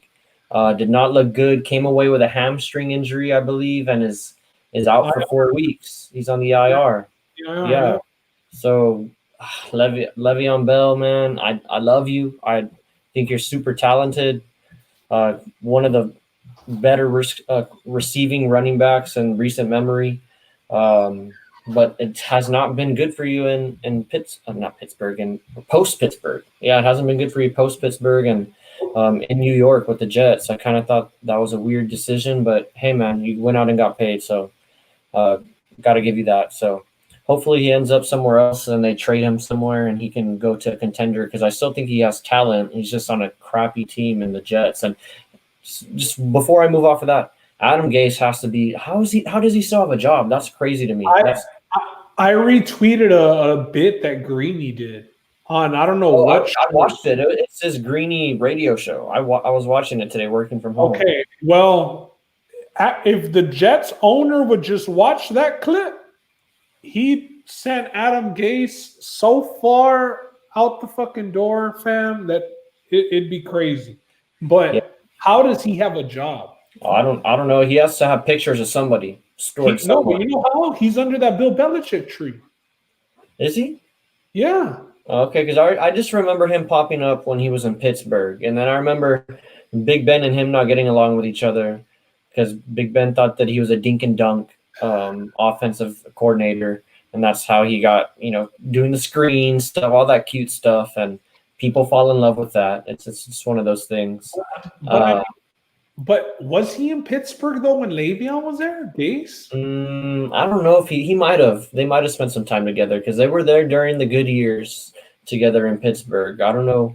I mean, they've always really had good years in Pittsburgh, but they had some success together. But I think it was just more of a personality thing. And Big Ben, he likes to throw the ball down the field. So didn't really work out there. But, yeah, Le'Veon Bell did not look good. Jets probably headed for another top 5 pick. So yeah, that was my dud. Well, I got 2 duds and they're very personal. Okay, go for it. The first one is Saquon Barkley. Saquon Barkley, you are not the number 3 pick to get out rushed by Big Ben, brother. And listen, I'm not going to hold it against you. I expect you to go off this week. The Steelers, I don't think you ever want to play a running back against the Steelers. That defense is something else, bro. I know you were tuned into that Monday night game. That defense is something else. And the other dud, Joe Mixon. Dude, he took a huge shot on that fumble. That was crazy. He went flying. He did fumble, and that hurt him. But, I mean, he only had 6 points. 8 carries for 26 yards? And then you had it was a low-scoring game. Yeah, bro. No, he had 19 carries for 69 yards. I'm sorry. Well, see, the good thing is he's gonna get the share. I mean, there's nobody. I mean, Gio Bernard is there, but he's a horse. Yeah. And you know what? I'll compare his performance to Austin Eckler, another guy who 19 carries and 80 yards, 84 yards. Yeah, but he didn't get those receptions that everybody's used to Austin Eckler getting. And we'll talk about the guy later, but freaking Phillip Rivers is just a check down king, man. I really want to get it. So maybe that's where Austin Eckler is going to lose out on some. Is your stock way down on any of these guys, or are you just for example? Who are you the most worried about? Joe, obviously Le'Veon Bell's a loss. Le'Veon Bell's lost for the year. He's out for 4 weeks. Joe Mixon or Austin Eckler the rest of the year? Austin Eckler. I'm going to go the rest of the year. Austin Eckler, I'm personally biased, but I thought he had a pretty decent game. He had 19 rushes for 84 yards. That's pretty effective. I mean, that's a little over 4 yards a carry. I mean, he wasn't getting stuffed all the time. He had some pretty decent runs. Just like Ben pointed out, he didn't get the receptions, which I think are going to end up coming because I do think they're going to find themselves again, I'm saying it with how good some teams are. They're going to find themselves playing from behind. They're going to have to pass the ball a little bit more, and he's going to benefit from that, I think. Same like Joe Mixon can playing on the Bengals. So I don't know. I take Austin. I just trust Joe Burrow a lot more than I trust Tyrod Taylor to check down and make the smart play. Tyrod Taylor did push it upfield. I mean, those two guys played each other. He was passing the ball up the floor. Yeah, for sure. He pushed it upfield, and it wasn't to Keenan Allen. It was the second receiver. Who is it? Williams. Williams and are you talking about Taj Boyd? No. I'm talking about for the Chargers. Oh yeah, Mike Williams. Mike Williams. So, but I just don't like Boyd at all. So that's why I like Joe Mixon. I like Joe Burrow. I like that they have Boyd. They have Green. They have some weapons passing wise to where they're not necessarily going to be stacking the box on Joe Mixon. So, and I think Joe Mixon was a higher pick than Austin Eckler, right? So they're in the same range, I think, all in that group of like the 10 through 14 ranked running backs, maybe. My surprise guy that I didn't expect to come out and have a good game. I'm not ready to say he's going to finish anywhere because I don't think he's that caliber of a guy, but brought it up with the check down king, Phillip Rivers. Nyheim Hines, he stole a lot of guys' thunder that had Marlon Mack. He stole the thunder of Jonathan Taylor because he scored a goal line touchdown, or not a goal line, but a red zone touchdown. He had the red rushing and the red zone catch reception. He had 8 catches for 45 yards. And like 6 or 7 rushes for about 20 something and a touchdown. So he's, I think, scored in the 20s. If you started him, good start. I mean, I probably wouldn't have been He was on a lot of waiver wires. I saw somebody start him in my league. I mean, the guy didn't have a lot of options at running back, but let's get that guy on the podcast, man. Holy shit. Yeah, he started him in my league. Yeah, it was bad. So are you going Nyheim Hines or Jonathan Taylor rest of the year? Who would you rather have? Jonathan Taylor. We'll get into it with the because they're actually part of our starter sits that we'll get into later. But if just to answer your question though, I'd probably go Jonathan Taylor the rest of the year. I think this game. Do you think that Nyheim Hines is? Do you think that is a resemblance of Phillip Rivers' backfield with San Diego Chargers and Gordon and Eckler? Do you think that Hines and Taylor is that? I think it's going to end up being that just because Phillip Rivers needs that safety valve. I don't think he's so confident in pushing them. I mean, dude, if you saw the interception, it pissed me off because I knew he was going to throw the interception. I was watching it. I was like, he's going to throw that, isn't he? He's going to throw it. And he stared it down the whole way through the pick. I mean, I'm saying all that to say is that he needs a safety valve because the arm isn't necessarily there all the time. So he's still going to take his chances. Don't get me wrong. He's Phillip freaking Rivers. He's going to take the chances, but he likes to check down. He likes that little safety valve. He's still a smart quarterback, even though he likes to take chances. He'll take the check down. 8 catches is serious. So PPR, Nyheim Hines is flex worthy. And if you're in a really bad running back position, he could maybe help you out because PPR and running backs like that go hand in hand. So for as long as he can stay healthy. Exactly, yeah, and he's a smaller guy. But speaking of health, I mean, there's already been a couple of injuries, and we'll just keep it in that backfield. Marlon Mack, he went down, and it looked pretty bad when he went. I watched the play. I think that game was on CBS, if I'm not mistaken. But he went for a pass. As soon as he caught the ball, it just went down. Haven't really heard too much. It looked like, yep, he's probably going to be out for the rest of the season. They're fearing he might have torn his Achilles. Yeah, exactly. So, sorry, Marlon Mack owners. Didn't get to use him, but for maybe 1 or 2 quarters. And Marlon Mack, I hope speedy recoveries. Hope you come back. He was drafted in the later rounds too. Like Jonathan Taylor was taken before Marlon Mack. Oh yeah, because the talk was that Jonathan Taylor was the better runner and this and that, and for sure he was taken above him, but Marlon Mack still got the start. For sure. So he was still there. So yeah, another big injury, Roland, and a guy who they said is now going to miss a couple of weeks. He doesn't want to, but Mike Thomas, a guy going in the first round. Position. Yep, first round pick.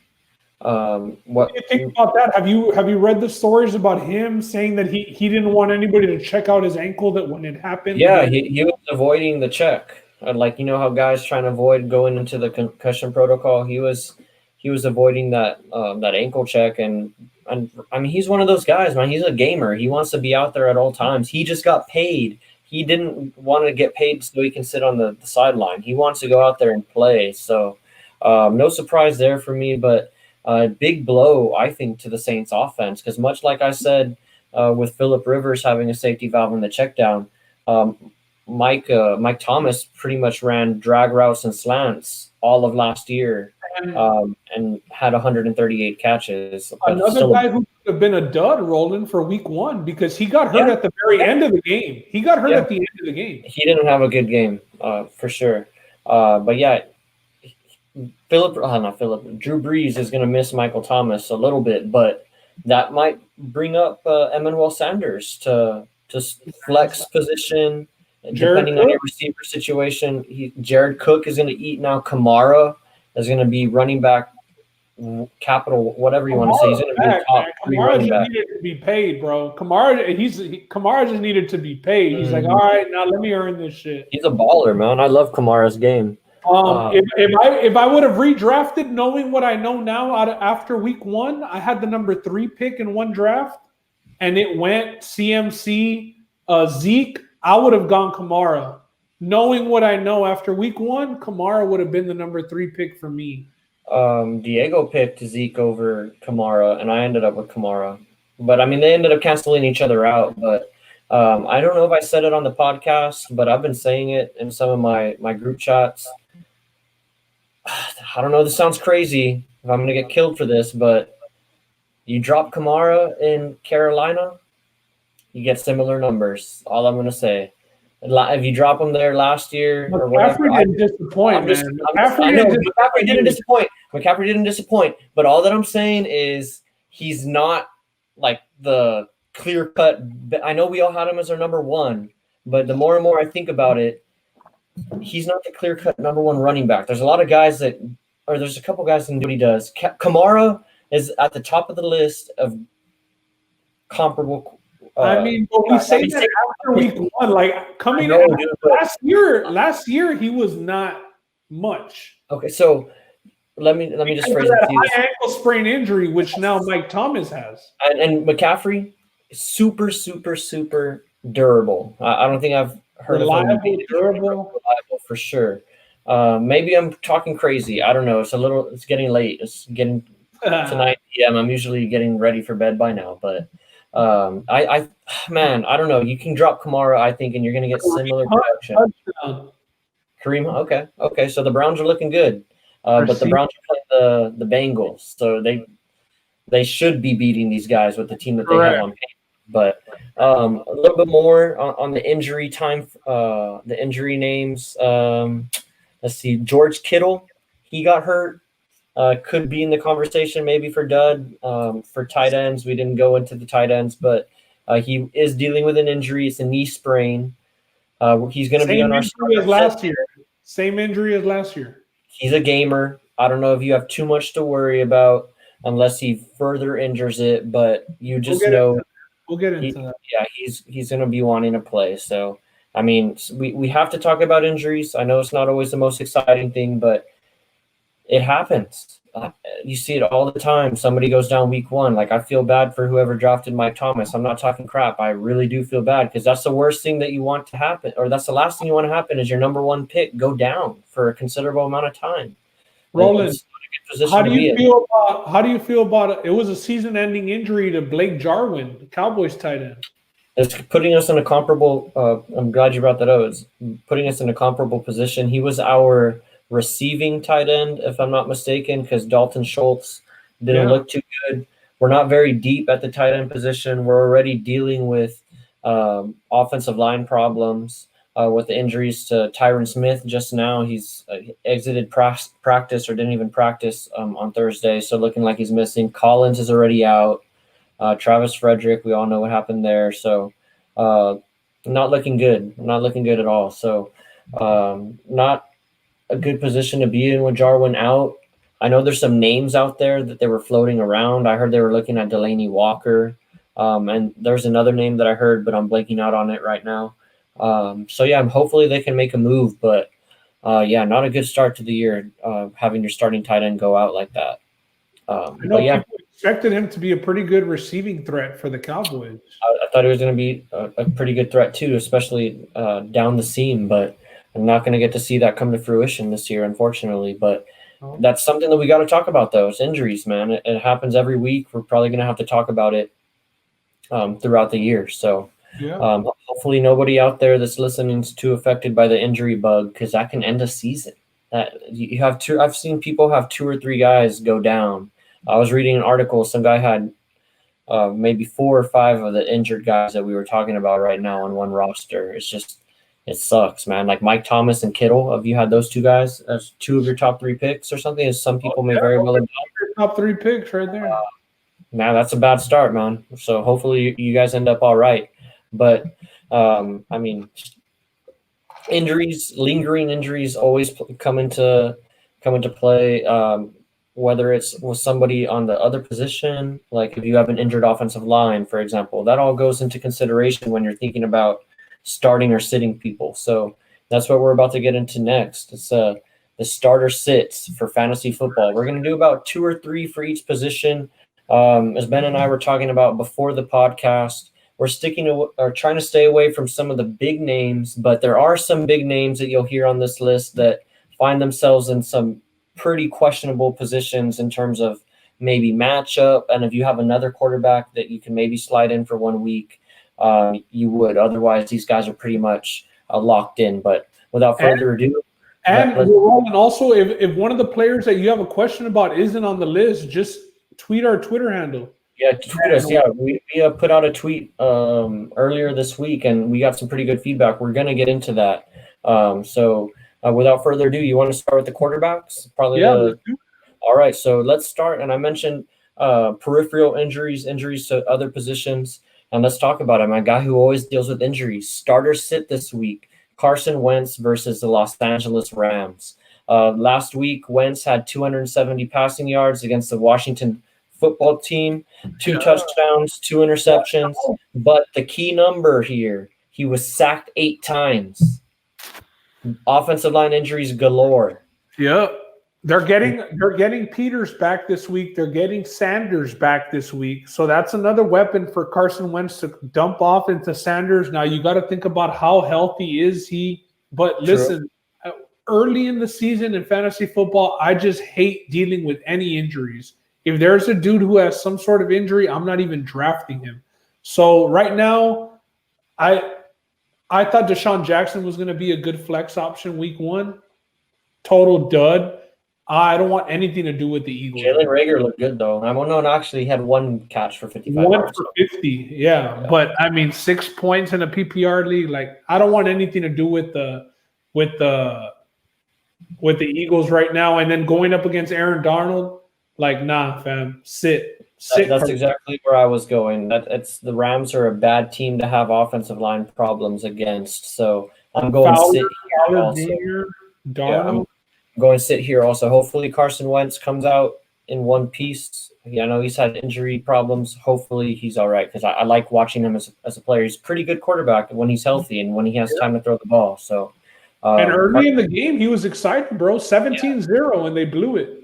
Yeah, so exactly. I thought that was, and that was one of the games that we were talking about in our chat as being, a game to maybe look out for. It could be either a potential upset or a blowout, and it was looking like a blowout to start the game, and that's what I thought it was going to end up being. But lo and behold, the Washington football team, I wanted to say the R word right now, but I didn't, came out and actually got the upset. So yeah, we're both on the same page with Carson Wentz. So this other guy, I think you know where I'm going here, but it's maybe a little bit more dependent on where you have. I don't know if he's necessarily everybody's top 12 quarterback, but starter sit Gardner Minshew versus the Titans. Where do you go there? He had 3 touchdowns versus the Colts. Yeah, I'm familiar with the AFC South, and that game against the Colts was a division game, a game that a lot of people gave the Jaguars no chance in. In this game, I believe they're over a 7-point underdog as well. And the over-under is 44. Yeah, a very low over-under. And the Titans defense did play pretty well against the Broncos, although the Broncos were missing Sutton. So I'm going to say sit on Gardner Minshew this week. I expect the Jaguars to come back down to reality and be 1-1, and the Titans to actually be 2-0 and take a 2 division wins first 2 weeks of the season for the Titans. And I think they're getting all their division games out early because I think they're playing some. Who's the other team? The Colts, the Titans are playing. Or actually, shoot, they're all playing each other. Whatever. I'll get into that later. But the Texans play the Titans week 4. Okay, well, I saw there was one team that was playing a division game this week and wasn't playing another one until November. I forgot who that was, but I thought that might have been one of those teams, but never mind. For me, Gardner Minshew, like I said, it depends on who you have on your team, but if it's a questionable matchup, like maybe you have both Matt Stafford and Gardner Minshew or something like that, I would say you can start him. I think he's startable. I don't think you look at him and sit him. I think he's startable, and like Ben said, the Jags probably not going to go 2-0. They might surprise everybody. You never know with football, but I think they're going to end up 1-1, and I think this is where we're going to see some garbage time magic. So that's why I'm saying he's startable. You could get away with squeaking with 19 to 20 points from him, I think, just like he did last week. My biggest thing is just the Titans, their game plan is always just to grind out the game, as much time of possession as possible. I don't know how many possessions Gardner Minshew would get as opposed to somebody like Daniel Jones. Okay. You know what I mean? That's fair. You know the division, so I'm on one start, one sit, and Ben has sat the first 2 people. So the third person, and we'll actually know we have one more after this that will sneak in. The third person is Cam Newton versus the Seahawks. We got the over/under at 45.5. Cam Newton, Superman. Ben just did it. Superman might be back. He had 155 passing yards, 1 touchdown, 75 rushing yards. I think is a key number there. Healthy Cam looks good. The Patriots know how to use him. Josh McDaniels. I mean, come on. They change their game plan every week. I think they adapt to their personnel better than anybody else in the league. I'm starting Cam against the Seahawks. I know it was garbage time. The over-under's at 45.5, so it's not the highest total out there, but Matt Ryan, and that's also because the Patriots have a pretty good defense themselves. Yep, that's exactly. That's part of that under being that low. And you know what? I'm gonna say start as well, just because I think that Bill Belichick can unlock another part of Cam Newton that just I don't know if there's much to unlock because he's already been an MVP. But as far as efficiency, I think Bill Belichick can put him in more situations to succeed than previous coaches. Although Ron Rivera is shit with the Washington football team, baby, 1-0. So with cancer, hoping gets better. And battling cancer for real. Prayers to you, Ron Rivera. But no, man, Cam Newton is a start. I think with Bill Belichick and Josh McDaniels, that's like, I mean, like I said, unlock, bro. Like it's like Cam Newton, here you go. And they don't have a number 1 receiver. Cam Newton could have been the number 1 quarterback in fantasy last week, but N'Keal Harry fumbled at the 1-yard line for a touchback. If he would have scored that touchdown, we're talking about Cam Newton, number 1, being the number 1 quarterback in fantasy football. So, listen, Cam Newton's back, bro. Love to see it. I'm a Cam fan. Love to see it. And I expect this game, honestly, both defenses are – I'm not that both – Jamal Adams could make life tough for Cam Newton. The way he was playing week 1, if they just have him shadowing Cam, fucking around, who's going to beat them deep from the Patriots receivers? It's going to have to be Harry. It's going to have to be Harry. I don't know who else they have. Exactly. So put Jamal Adams to spy Cam all fucking game, and that's going to be your best shot. Mm-hmm. But yeah, start Cam. So we're both on the same page there. All right. Love to hear it. Glad to see Cam Newton doing well again. And man, people got to be thinking, how the hell could you let Bill Belichick get Cam Newton? Like, how could you let that happen? But anyways, it's just week 1. So, yeah, but I'm glad to see it. Let's see if he can keep it up. Now, this last one, before we move on from the position, this was a personal request from somebody here on the podcast. I don't know if you guys can guess it when I bring up this name, but it's Deshaun Watson. I know we said we're going to stay away from big names, but this is a matchup thing. He's going up against the Ravens, who looked really, really well against the Browns. I know it's the Browns, but the Ravens do have a pretty good defense. Their secondary is pretty strong, even though they lost Earl Thomas. The Texans do have some questions still at receiver. Brandon Cooks is still handling or dealing with a chest contusion or something like that, or thigh contusion. I don't know what it is, but he still has that questionable designation. Will Fuller, is he a number one receiver? We don't know yet. Ben, are you starting Watson? Is he an auto start? I mean, he was a second or third quarterback drafted, depending on what draft you were a part of. He was, and listen, I don't think he's an auto start, not against the Ravens, just based off of what I saw last year against the Ravens. Over-under is 50. That is a high over-under, but let's not forget they put up 40 on us last year, so that's why that over-under is that high. All right, listen, hey, I'm battling for a playoff spot this year. I ain't talking about Super Bowls, none of that shit. I want to be in the playoffs as a Texans fan. But honestly, bro, I think, would you start Gardner Minshew over Deshaun Watson this week? No, probably not. I'm on the side of, you drafted him that high, you're starting him every week. Unless it's like he's looked bad for consecutive weeks or just something's not going well. So I start him every week. Cam was not a number one quarterback for a lot of people. Cam this week over Deshaun Watson? If you have the option, yes. If you have the option. Because I think Cam's going to have a similar game to what he had last week. Watson? No. I still go Deshaun Watson. Okay. I still go Deshaun. I just think that the Ravens could play that time of possession shit and keep Deshaun on the sideline. Yeah, but the Ravens also, they have an explosive offense themselves. I think you guys are going to have trouble stopping them. Yeah, the run defense is going to be struggling. So, give me Deshaun Watson to start. The Ravens defense did look good. I would go Stafford over Deshaun. I would go Stafford against the Packers over Deshaun. I would go Cam over Deshaun. Like, he's not an auto start. He's not an auto start. For me personally, Deshaun Watson's on that level for me. So he was your number 2 or number 3 quarterback. How are you saying he's not an auto start? Number 5, relax. Oh, okay. Well, I like him a lot. So Russell Wilson was 3. Russell Wilson was 3. But he's going up against a defense that gave up 450 points. 450 yards. I'm sorry, I was texting. Yeah. I'm sorry, I wasn't paying too much attention. But yeah, the Seahawks defense should let Cam give up some yards. All right, running backs. We talked about it earlier, and we'll actually just get into this backfield.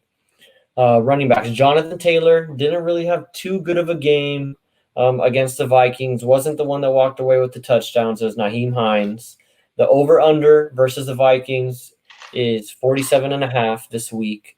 He got 58% of the touches last week, so he got the majority of the share. It's only going to go up with Marlon Mack out. I think he's the better running back overall than Nyheim Hines.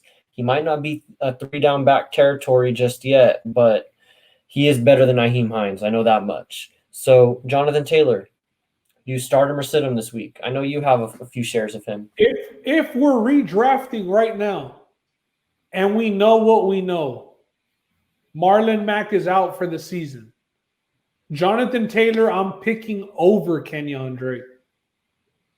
He probably would have been up there. I'm picking over Austin Eckler.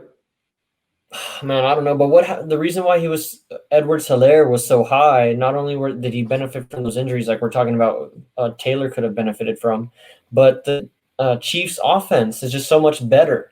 But who has the best offensive line in the NFL? True. Okay, that's a good point. And who played at Wisconsin? That's Wisconsin in the NFL. That's what he's playing in. Yeah, he would have ended up in that range. I think he would have ended up in the second round range. Mixon, bro. If we were redrafting and we knew what we knew now, I think he would be a top 12 running back taken off the board, Jonathan Taylor. Yeah, no, that's fair. Yeah. Jonathan Taylor is a start all year. I think Naeem Hines is more of the way the style of the game is being played out. If we're having to come back, Naeem, even though Jonathan Taylor had 6 receptions, I don't expect that. I don't expect him to have 6 receptions. But Naeem Hines is more of that receiving back. He's more of the Austin Eckler to Jonathan Taylor being the Melvin Gordon, if we're talking about Phillip Rivers' backfield back in San Diego. Okay. So let's just keep it rolling with that backfield. Naheem Hines versus the Vikings. Do you start him or sit him? I'm sitting him this week. I played AJ Green over him. Okay. Personal decision right there. You just talking from experience. You personally benched Naheem Hines for AJ Green. I did. In a full point PPR, I would expect at least 13 points from Naeem Hines. Like I said, and like you said, Phillip Rivers loves to check down. I do expect the Colts to be 1-1 after this week. Okay.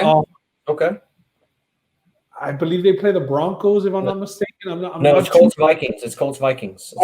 And the Vikings secondary, we saw what Aaron Rodgers did to that secondary. Lazard got off. Aaron Jones got off.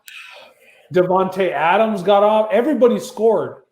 Christmas came early for the Packers this year. So I'm saying you can start both of these guys, but Jonathan Taylor is a running back too. He is an every, and Naeem Hines is a flex. Naeem Hines is flex worthy for sure. So that's where I'm going with it. I think if you have the option to flex him, there's probably some other options out there depending on your team, but he is startable. I don't think you look at this matchup, you look at Naeem Hines and say, I can't play him this week. Definitely in the starting category for me. I would not look to bench Naeem Hines automatically. Naeem Hines or Terry McLaurin? Probably go Naeem Hines. Okay, Naeem Hines or TJ Chark in the flex? Probably go DJ Chark in the flex. Right. I personally like DJ Chark a little bit more than Naeem Hines. But let's I guess probably won't get into both of these guys, but let's get into another potentially crowded backfield. Mark Ingram versus the Texans. He's probably not the hot name in the backfield right now. The over-under, as we talked about it, was 50. Got out-snapped last week by Dobbins, 21-23. And in the red zone. 21-23. Dobbins scored 2 touchdowns. Red zone touches. I mean, they didn't waste that draft pick on Dobbins for no reason. Mark Ingram, he's a flex running back. He's not a 2. He's a People flex. drafted him as 2 this year, though, I think. I think people drafted him with those intentions, but I think, and bro, I know Marky said by week 5 or week 4, Dobbins is a starting back, and I told him, you're crazy. He's lucky if it's by week 10. And I think that he might be right. By week 3, it might be Dobbins. I'm pissed I didn't get him in any leagues. Nobody wants to trade him either. I got him in one league. In one league, I got Dobbins. But Mark Ingram, listen, I think the Ravens are going to run a lot against the Texans. But if he's not getting the goal line carries, it's crazy that I'm saying sit him. But, I would play Naeem Hines over Mark Ingram. I'm going to agree with you just because I'm benching Mark Ingram this week. I don't think that he's going to be the bell cow. I know he's kind of had a resurgence. I think he surprised me, I guess, a little bit with his longevity. I didn't think he was going to last this long. But he played pretty good until he had that calf injury last year with the Ravens. And went down in the playoffs, could partially be the reason why they lost. But I'm going bench Mark Ingram. You already saw the snap count, 21-23. And that's because maybe it was because they were beating the Browns so bad and that they were trying to get Dobbins acquainted. So I'm still going to go bench him just because I do think Dobbins is going to end up usurping him and being the number 1 running back in that backfield eventually. I think he fits well with what they want to do there. He's more explosive. I'm sorry. And he can do it all. So, bench Mark Ingram this week, even though the Texans defense, is like the Red Sea, as we've been talking about a little bit. They gave up a lot of rushing yards last week. But I wanted to sneak this one in. Well, actually, no. I'm not going to sneak it in. Le'Veon Bell. Never mind. I typed his name in before I remembered that he was hurt. Yeah, so never mind. 3 weeks. And to be honest, I think he's going to be traded before the year ends. I hope so. Hopefully he goes to a contender. But let's move on from the position. Let's keep it rolling. Let's go with the receiver position. So I know I didn't get to talk about Le'Veon Bell sneaking that one in, but I did get this one in. It's Michael Gallup. All right, receiver. Maybe receiver 2, depending how you drafted him. Flex for most people, I think, in terms of Flex? where you Really drafted good him. flex. Yeah. 3 catches last week for 50 yards. We all against the Rams last week. We all know Jalen Ramsey got that flop off against him for that offensive pass interference at the end of the game that could have probably given it would have given him at least double digits in PPR. He ended up with 8 points in PPR, at full point PPR, excuse me. But this week could be a potential get right game going up against the Falcons. Over unders the highest on the slate, 54. I love seeing the totals that high. I don't know if they're going to get there because the offensive line for the Cowboys scares me, but nonetheless, the Falcons defense puts up no resistance. Can you name me a pass rusher? I used to be like Claiborne, but I don't even know. Tarek McKinley. Tarek McKinley. What I would have thought of was Vic Beasley Jr., and I think he's an outside linebacker. He's with them. Yeah, he's on the exactly. Titans now. Exactly. So yeah, anybody playing the Falcons is an auto start on offense. Like I said, like the Vikings, auto start. They gave up 4 passing touchdowns last week, and Russell Wilson. I know we're talking about receivers here, but like incompletions. He completed 90% of his passes, so they were catching everything out there. So yeah give me Michael Gallup as a starter. Any tight end, wide receiver, running back that you have playing the Falcons or the Panthers, you need to be starting. Yeah, so give me Michael Gallup. I think he's wide receiver 2 this week, not flex. He's bouncing back this week in a big way. Now this next one, I think he's kind of like this hits close to the heart. He's kind of a fantasy favorite. I think a lot of people like this guy. I know Ben does. Was really big on him coming to this year. He surprised me last year. I didn't think he was going to be that good. I'm giving him a little introduction. He has some drop issues, I think. Doesn't catch everything, but without further ado, I have to introduce DK Metcalf. Going up against the Patriots this week. Over-under set at 44.5, as we talked about with Cam Newton. Last week, he did have a decent stat line, 495 and a touchdown. He caught that. Yep, he had a huge drop, but he caught that 40-yard touchdown. Over 100. What's up? He could have been over 100 yards, but he had that huge drop right in the stomach. And he was a guy that people were drafting in that receiver 2 flex range, much like Gallup, kind of in that same range, depending on how much you liked him. But he does go up against the Patriots. I know that there's a lot of guys out for them for COVID, but nobody really from their secondary. So he's still going to have to see a lot of Stephon Gilmore. He's got the McCourty twins to deal with. Still has to get game planned against with the Patriots. So are you starting DK Metcalf this week? I hadn't even thought about benching him until you asked me right now. Until I saw this right now, DK Metcalf was an auto start. I thought that Gilmore would be on Lockett. Am I wrong? Is Gilmore going to be on Metcalf? I don't know. I think, does Gilmore follow a guy or does he stay on one side? I'm not too sure. I'd have to ask somebody who watches the Patriots a lot. But I'm sure he's going to see some of them. And I mean, the Patriots defense always game plans well. They're always trying to take away the best option for the other team. So okay, let me ask you a question. Like I said, I hadn't thought if he's going to see a lot of Gilmore, I'm saying bench him. Would you start Hollywood Brown or DK Metcalf? Hollywood Brown all day. Against the Texans over DK? This week, yeah. Wow. I take Marquise Brown over DK Metcalf. Wow. And I think he had a pretty decent game last week against the Browns. He just didn't come through with a touchdown. Coming into this episode, he was a auto start, DK Metcalf. But if he's going to see Gilmore, I'm going to say bench. If it's going to be a mix, I'm going to say start because, like I said, I expect this game to go over. Okay, that's fine. I mean, you see I thought about saying something, Roland. You see points. I'm not going to say it. You see points.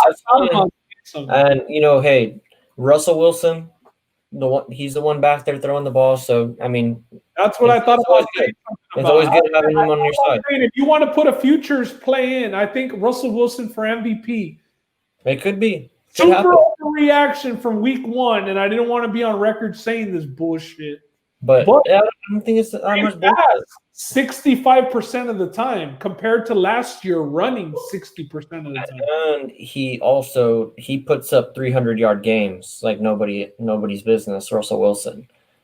So that's one thing that I'm struggling with my words right now. Pat Mahomes doesn't do too much of, or hasn't done a lot of, as you would think that he would. He really doesn't. I think he threw for less than 8 300-yard games last year, so less than half of the games he wasn't throwing for 300. He threw 3 TDs and like 170, and he had 20 points. But that's a well-oiled machine, so you got to think he's going to end up getting his. But moving on with the receiver position, and this is probably going to be our last one for the receivers before we get into tight ends, is Anthony Miller. And the reason why he's here is because he's for sure flex range. You didn't draft him any higher than that. He's going up against the Giants. Giants have a pretty questionable defense.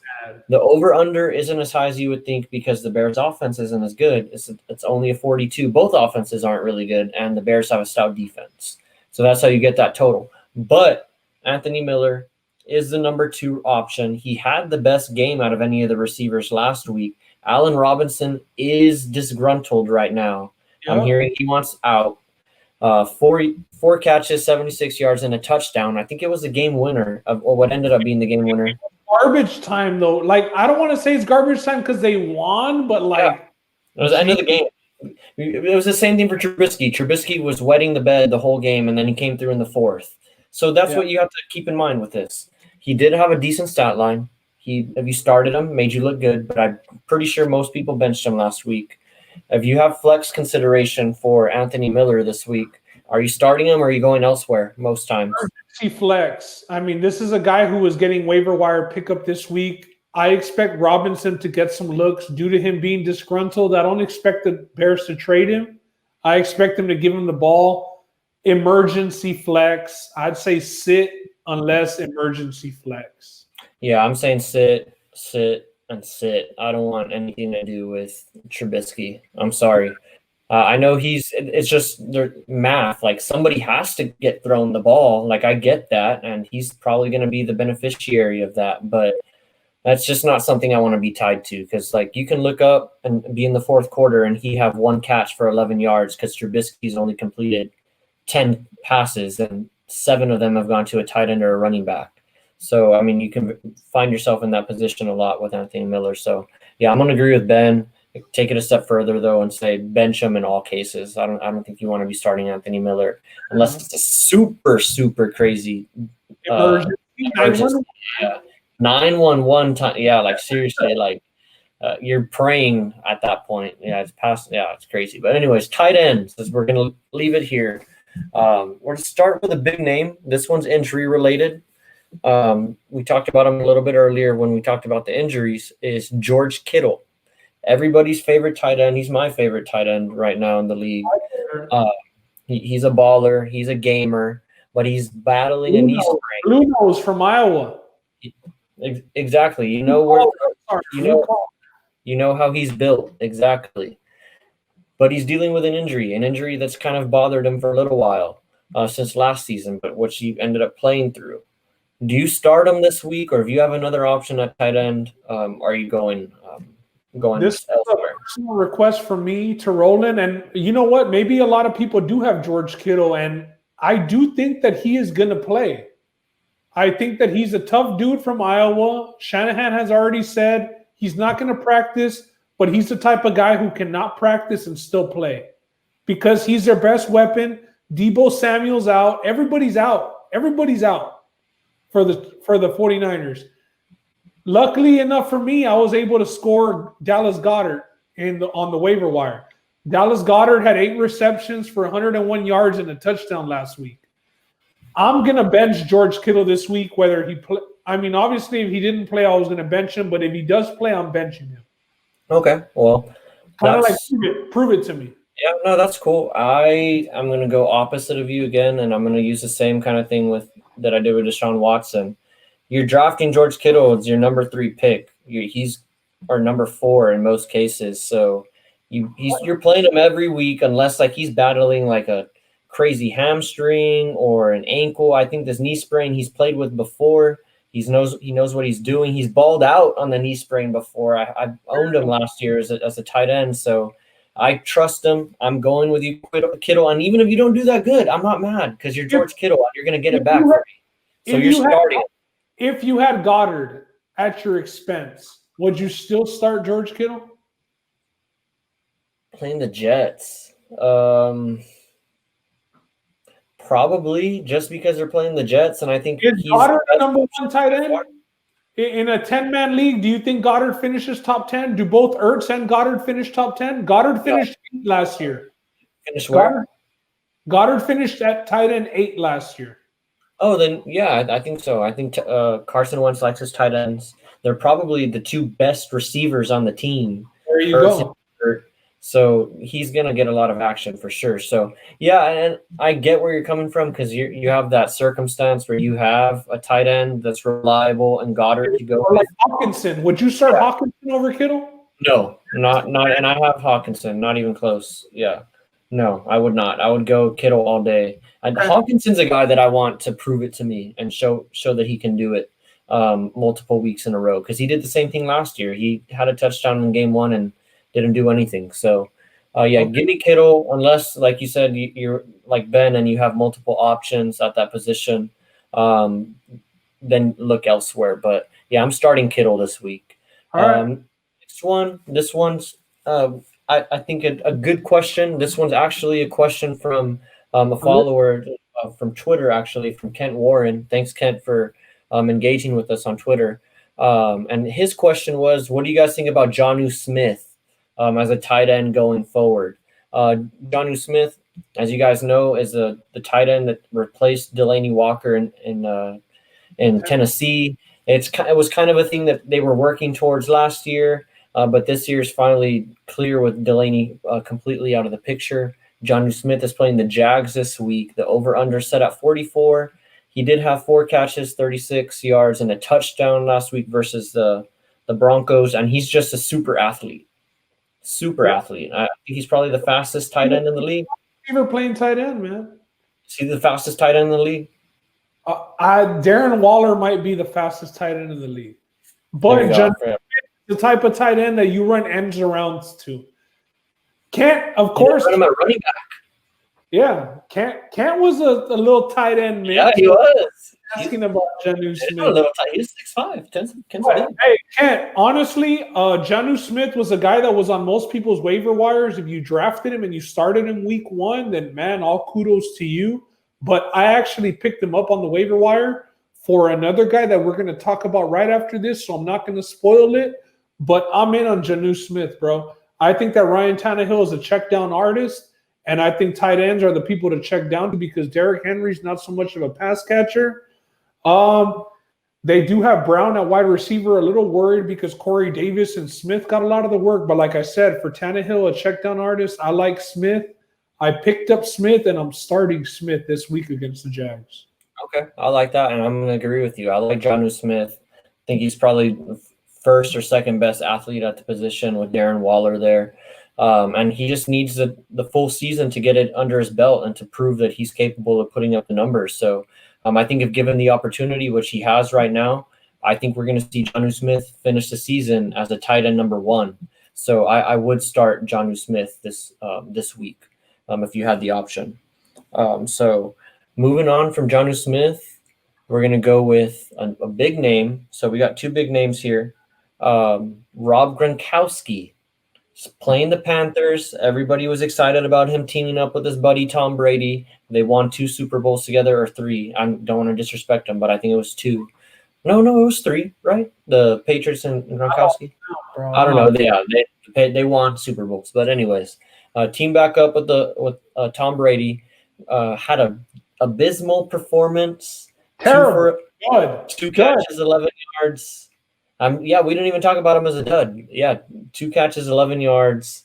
Panthers kind of held Waller in check last week. Waller didn't go off on the Panthers, and that was a high-scoring game. So maybe they're good. Saying target Panthers defenses, but listen, I'm out. Sit No him. Godwin though this week. Godwin is out with a concussion. I don't care, fam. This man is running with cinder blocks strapped to his fucking feet. It's terrible. Give me OJ Howard. I wanted to drop Gronk, but I feel like I can hold on to the name and like throw him on to like a receiver or running back as a part of the Not play. now that people are listening to you, you're giving it away. Hey, not everybody listens. Maybe he'll prove me wrong week 2 against the Panthers. But I'm out on Gronk, fam. I picked up Jonnu Smith. I'm starting Jonnu Smith, and Gronk's on my bench. I wanted to drop him, but just based off of his name, I'm holding on to him because if he scores a touchdown and gets 5 receptions this week, maybe I could flip him. Maybe. Yeah. Maybe, and he has a namesake. Somebody would take a chance on that, especially if they saw him put up a stat line this week. But I'm with you.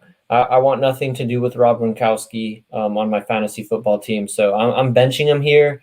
I do think the Panthers are a team that are going to end up being bottom dwellers this year, as much as I like Teddy Bridge.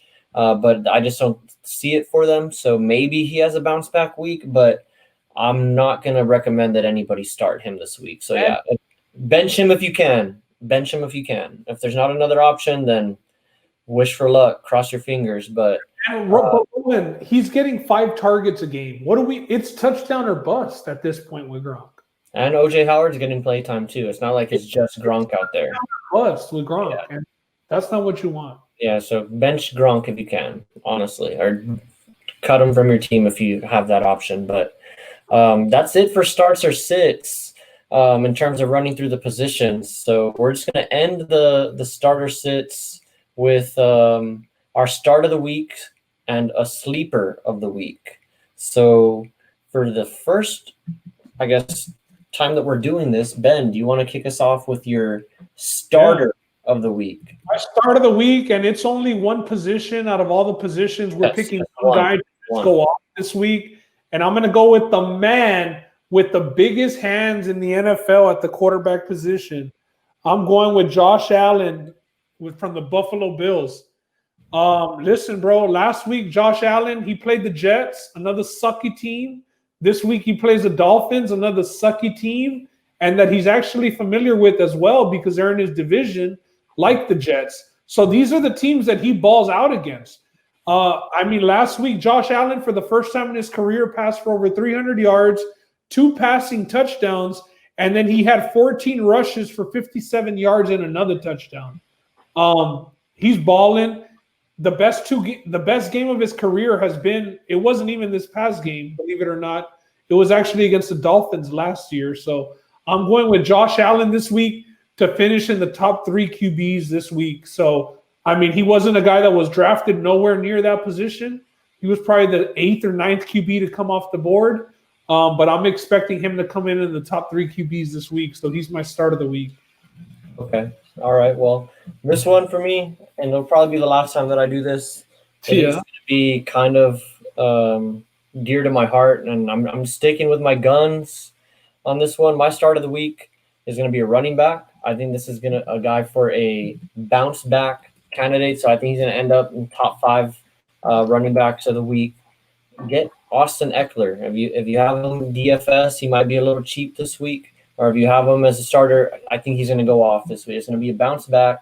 He only had 1 catch last week. You got to think that's going to change. He finished the year last year with how many catches? 92 catches. Okay, I know that's a check down king. Phillip Rivers induced somewhat, but he's not going to give you another 1 catch performance. So in PPR, especially Austin Eckler bounce back week, I think he's going to get you at least somewhere in the 20s. And he still rushed for 85 yards on 19 carries last week. So he's still having success running the ball. Majority of the carries last week. So wouldn't be scared of Austin Eckler. I'm calling him my start of the week. Hopefully I don't have to come back on next week and walk my words back.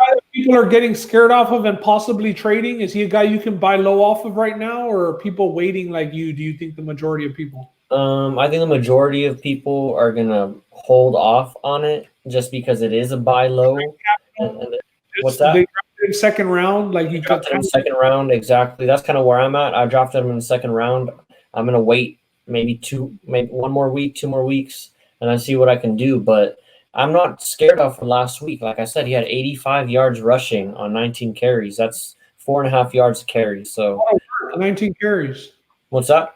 That's a lot of work. 19 Yeah, that's carries. a lot of work. Exactly, majority of the work. So he's the number one running back. I do think that he might lose out a little bit in the goal line sometimes because Kelly looks like he knows what he's doing for the most part. He was a hot waiver wire name. But yeah, I'm still going Austin Eckler, start of the week. Do you want me to kick us off for the sleeper? Yeah. Sleeper, somebody, he's probably on most people's rosters. Wouldn't expect him not to be. But my sleeper of the week, and I think he's going to be a top 5 receiver this week, is going to be Marvin Jones Jr. Top 5? Man, he's going to have a game. He's going to have himself a game. He's had games before. I mean, wide receiver 1. He'll be a wide receiver 1. Yes, exactly. Okay. He'll be a wide receiver 1 this year. Or not this year. He'll be a wide receiver 1 this week. There's still no Kenny Golladay. The Packers, maybe I'm having a little bit of recency bias here, but the Packers did give up 3 touchdowns to Adam Thielen. I know it is Adam Thielen, but they still gave up a lot of points. They probably going to be playing from behind. The Lions will be, and Stafford's a gunslinger. So give me Marvin Jones Jr. to kind of bounce back. Didn't have that good of a game against Chicago, but give me Marvin Jones to be a wide receiver 1 this week. All right, and my sleeper, shout out to Josh. He actually had a question about this guy. Josh said, would you trade Drew Brees if you had Aaron Rodgers? Would you trade Drew Brees for Ronald Jones? Josh, I'm going to say yes because Ronald Jones is actually my sleeper this week. Ronald Jones last week had 17 carries for 66 yards against the Saints. The Saints have one of the better run defenses in the league. This week, the Bucks, Patriots, I'm thinking Tom Brady and just want to say that off the rip. This week, the Bucks play the Panthers. The Panthers gave up 3 touchdowns to Josh Jacobs last week. Josh Jacobs, I don't even think got 17 carries last week. Ronald Jones, I expect to score once, if not twice. I think Ronald Jones is a running back 2 this week, high-end flex this week. So my sleeper of the week this week is Ronald Jones. And Josh, if you have Aaron Rodgers, I would definitely trade Drew Brees for Ronald Jones right now at this point. I know it is only 1 week into the season, but Fournette had 5 carries for 5 yards. Honestly, bro, I think Fournette is just all that college hype because the more I listen like it right now, the more I listen to podcasts and people around the NFL talking NFL, Fournette is just not that respected. And if we're thinking about it, nobody gave up a fucking 7th or 8th round draft pick for his ass. That's crazy. He cleared waivers. So maybe Ronald Jones will be the number one. Ronald Jones looked good last year. He's not a bad running back. He's talented. He almost got to 1,000 yards last year, if I'm not mistaken. He can catch the ball out of the backfield. I like that pick. I like Ronald Jones. I don't have any of them this year, but I did have him for a few games last year at some points. But I'm glad you brought in the Twitter question for that because we did get a lot of feedback. And before we leave the fantasy football section, I will look at some of y'all's comments. We did ask who you guys left on the bench. I know we got into it with ourselves when we started off fantasy, but we'll end it with some of what you guys were talking about. Jose, shout out Jose. He came out and commented and said that his best decision of the week was starting Noah Fant in his leagues as a tight end. He ate against the Titans. I played against them, but I got blown out in my game by the time he came out, so I didn't even care. But Noah Fant did go off, but Jose's saying that he's playing matchups and he doesn't view Noah Fant maybe like that the whole year. He thinks he's going to benefit from Sutton being out.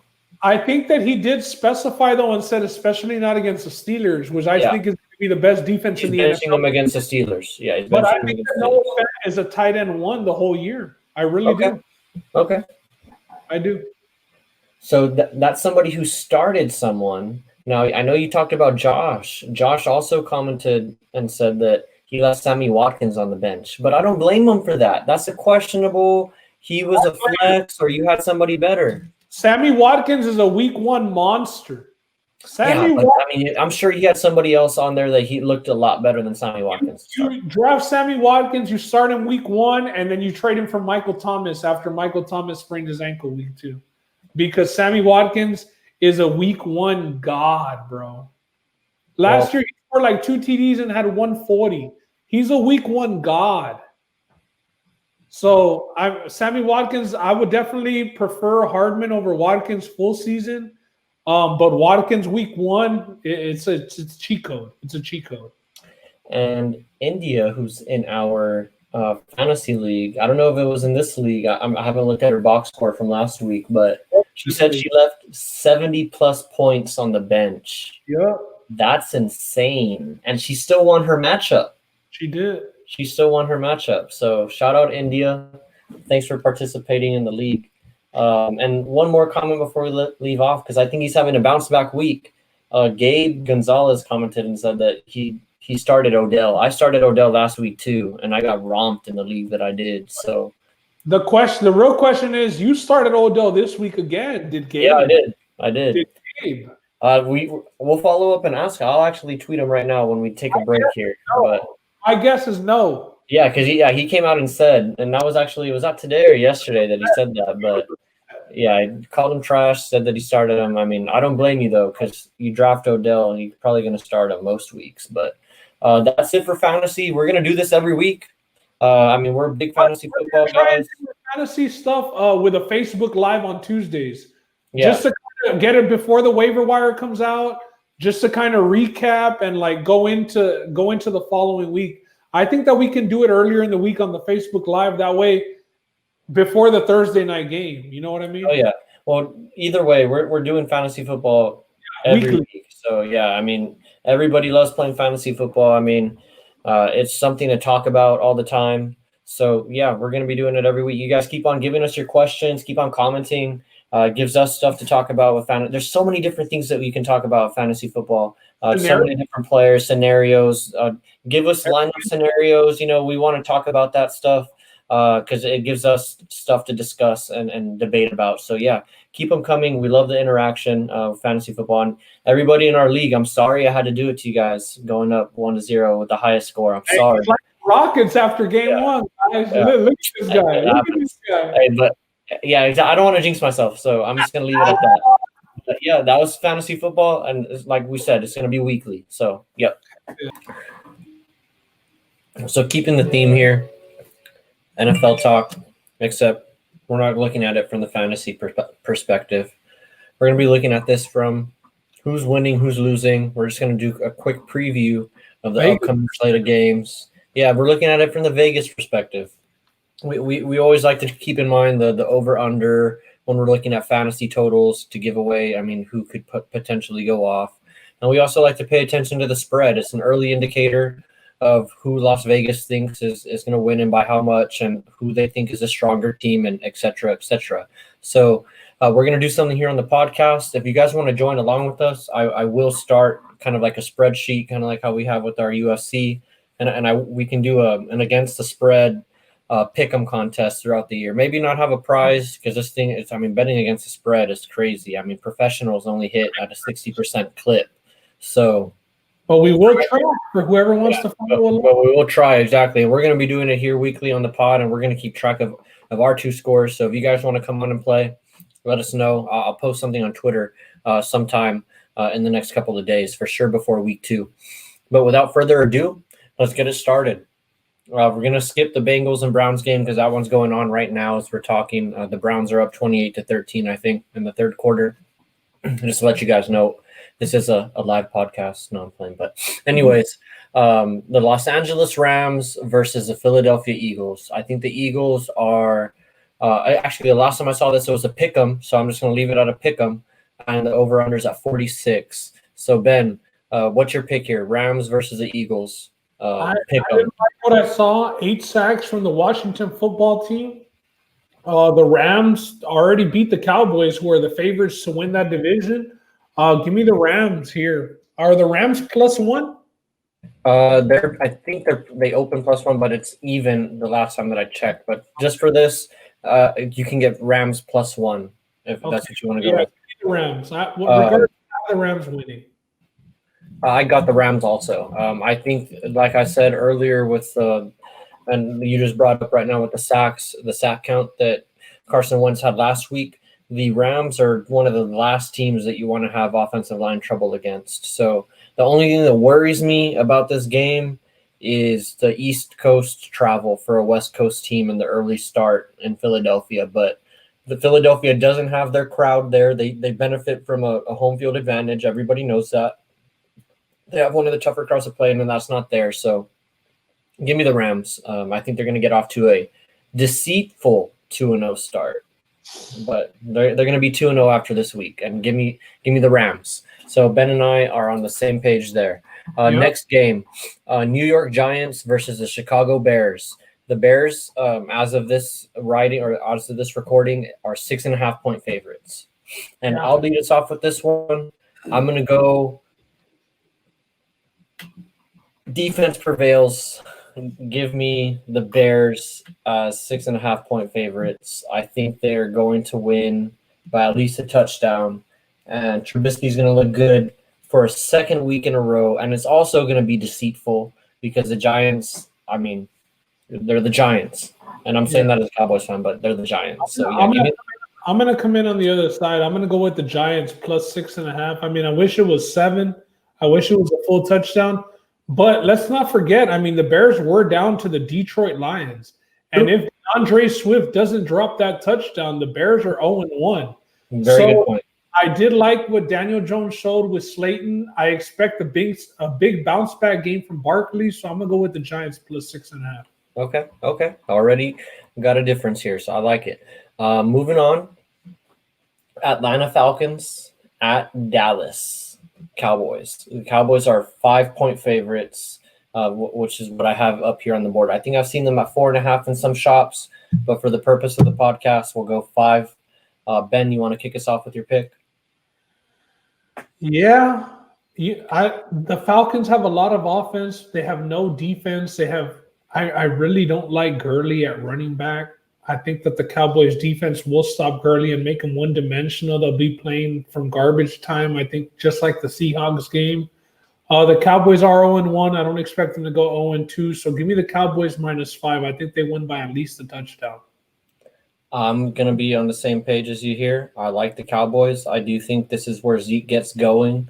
I think the receivers are going to get going also. The only thing that gives me pause for concern is the offensive line. Tyron Smith didn't practice today or on Thursday. You guys will be listening to it on Friday, but or Saturday. He is questionable right now, so that is a little scary for me. But give me the Cowboys. I'm not backing down on them. They're going to have a bounce-back game. Ben and I are on the same page here.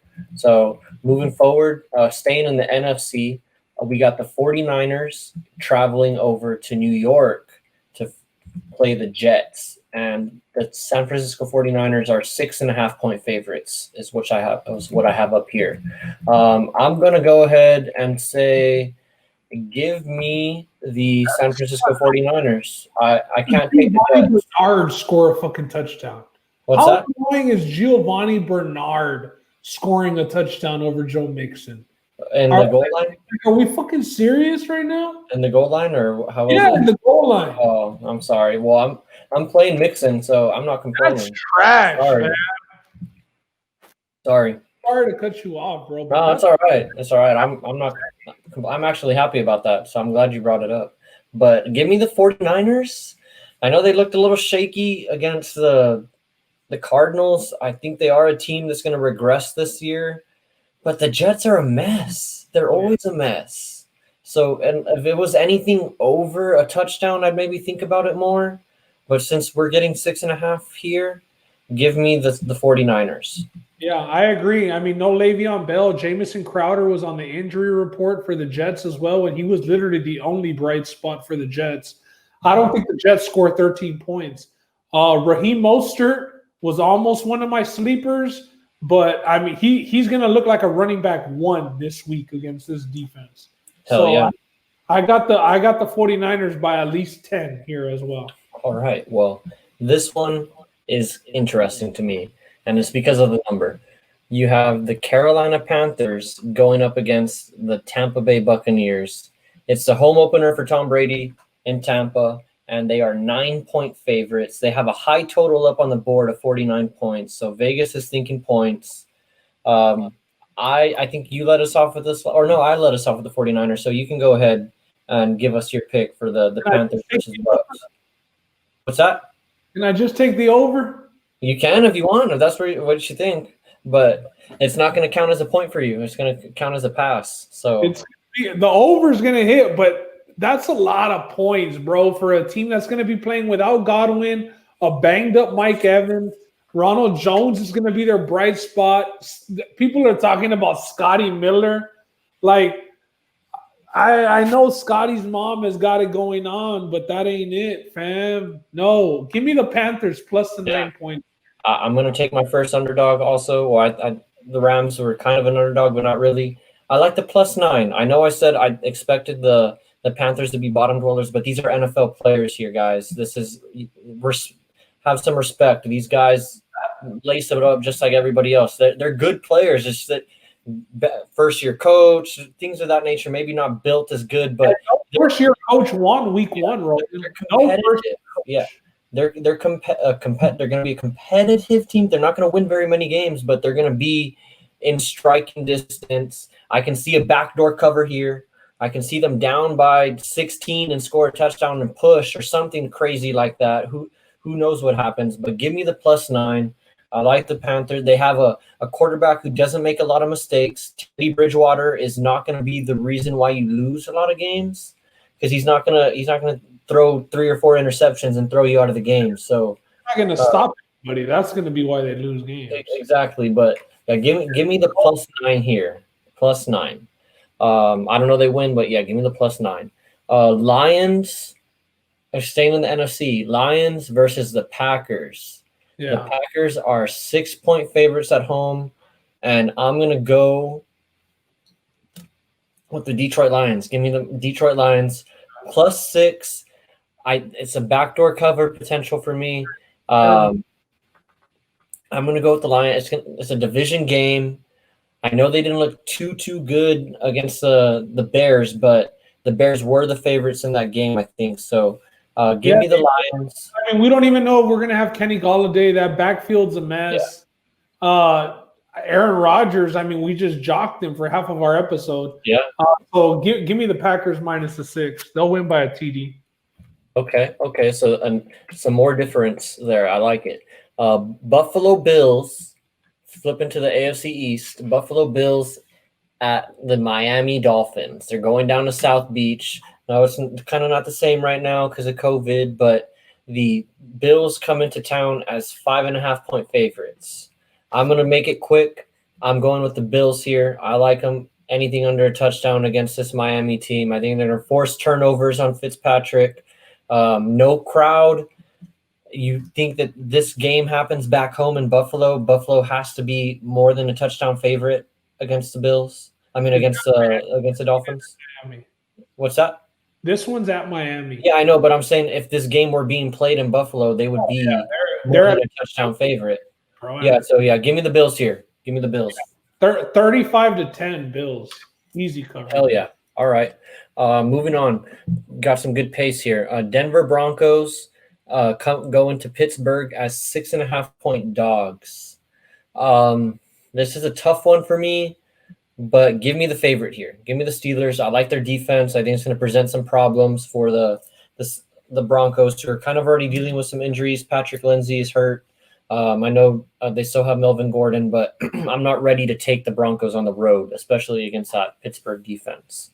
Yeah, I agree. I mean, just the Pittsburgh defense against that quarterback, and I do think that Sutton should be coming back this week. I think the coach told him if he could do 10 jumping jacks, he could play this week. But still, the Steelers secondary is their strong suit. Give me the Steelers to win. I mean, I don't know how many points the Broncos score. Lindsey's out. It's just going to be just Melvin Gordon. Noah Fant, maybe 75% Terrell Sutton. Like, nah. Give me the Steelers. Okay. Moving forward, flipping back over to the NFC. This is a game that I think you have already indicated where you're going, but Vikings go in and play the Colts. -3 favorites. Indianapolis finds themselves as. Where are you going here? You'd think I might have indicated it, but I said the Vikings secondary is their weak suit, and Phillip Rivers is not the Colts' strong suit. So I'm actually going to take the Vikings and the points. So I'm going to go Vikings +3 to be able to maybe neutralize a run game, but they're going to be able to get off as well. So I got the Vikings 27-24. Going opposite of you here. And I do think that the Colts are going to be able to get off an aerial attack against the Vikings. I do think they're going to be able to take advantage of them. So give me the Colts as -3 favorite at home. Not too high on the Vikings this year. I do think that their offense is pretty good, but their defense used to be their strong suit or their calling card, and I don't think that's there anymore. So give me the Colts here to get their first victory. And the Colts have an underrated defense themselves, I think. So they gave up a lot to the. They did, and it was disappointing because I just talked about their defense. I thought they were a top 12-ish defense, top 10 maybe with their linebackers that they got out there, and DeForest Buckner, but didn't look the case last week. So hopefully they got a bounce back. I'm betting for one. You're not. So let's see how it shakes out. Staying in the same division for the Colts. This is a division matchup, AFC South. Ben, you're going to lead this one off. It's Jaguars versus the Titans, and the Titans are 9-point favorites. Yeah, it's just pretty simple. That's too many points for a division game in the AFC South. Give me the Jags +9. Okay, I'm going to copy you. I'm going Jaguars +9 here. I would have liked to get the full 10, but this is another backdoor cover potential. You're talking maybe garbage time. I think it's a game. I think it's a game. Okay. I think the Titans are going to control it a little bit, but give me the Jags +9 to hang around. I like that a lot. All right.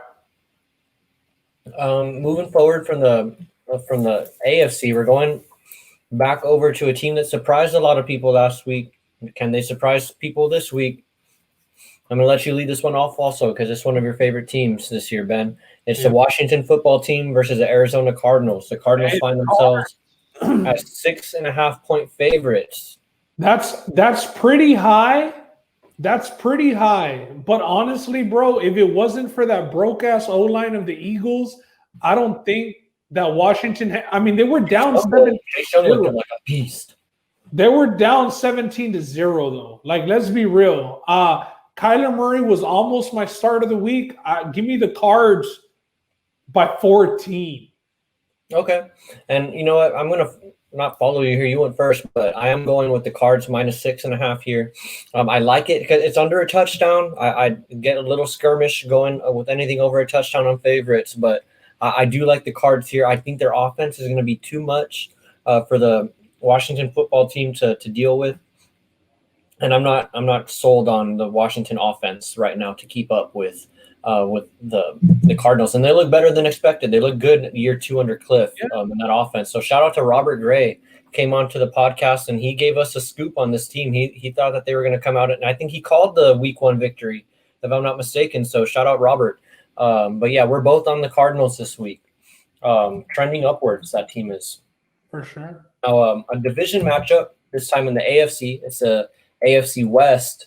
This game was probably a little bit more competitive a few years ago, but we find ourselves with the Chiefs going to the Chargers or traveling to LA, and the Chiefs are 8.5-point favorites on the road. I'm going to go ahead and say that they're blowing out the Chargers. Yeah. I think they're Tyrod Taylor. Yeah, I think that's simple. They're going to win by 3 touchdowns this week. And that's why Mahomes, you better score 30, Mahomes. I'm going to trade your ass. Hey, Clyde Edwards-Helaire. That's another guy. I think he's going to find himself some in pay dirt. A lot of Clyde Edwards-Helaire owners had trade offers coming their way this week. I know because I tried. I did. I had trade offers every day but I just can't do it yet. Jonathan Taylor, and I still got Heisman all over both of those guys, bro. It's a lot of points, but it's for good reason, right? Yeah. I mean, the Chiefs are the defending champs. They're going to Their score. offense looks good. They're going to put up 40, I think. Yeah, like Ben's saying. It's going to be a blowout. And Tyrod's not putting up 20. Ain't no fucking chance Tyrod puts up 20. All right. We'll see. That's a personal thing right there. The Roman start of the week just decides to go Hamboni. I hope so. I'm not that crazy because I want to win this pick here. But, yeah, I hope they're playing from behind, getting those little dump-offs. Tyrod, don't try and play hero ball. Just dump it off. Phillip Rivers did it, man. Just come on. Just dump it off. It'll all work out for everybody, I promise. But, yeah, give me the Chiefs here. Moving forward, this is, Ben, you're going to have to take this one, man. And try not to make it personal, even though it is. Ravens versus Texans. Texans are at home, 6.5-point dogs. Is that enough points for you to take your team? I took my team. It's not 7. It's not 7. But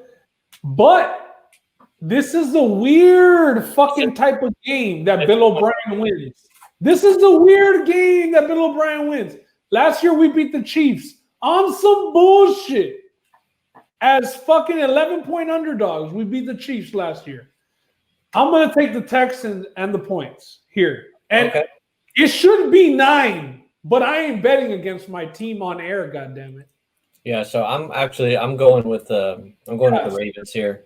Our pick, boy. Yeah, I'm going with the Ravens. I think it's going to be a 14-point game. I'm not ready to give a 21-point blowout or anything like that to the Texans. I have too much respect for Deshaun Watson. But, yeah, give me the Ravens. They look like they're firing on all cylinders already. I know it was against the Browns, but they look stacked.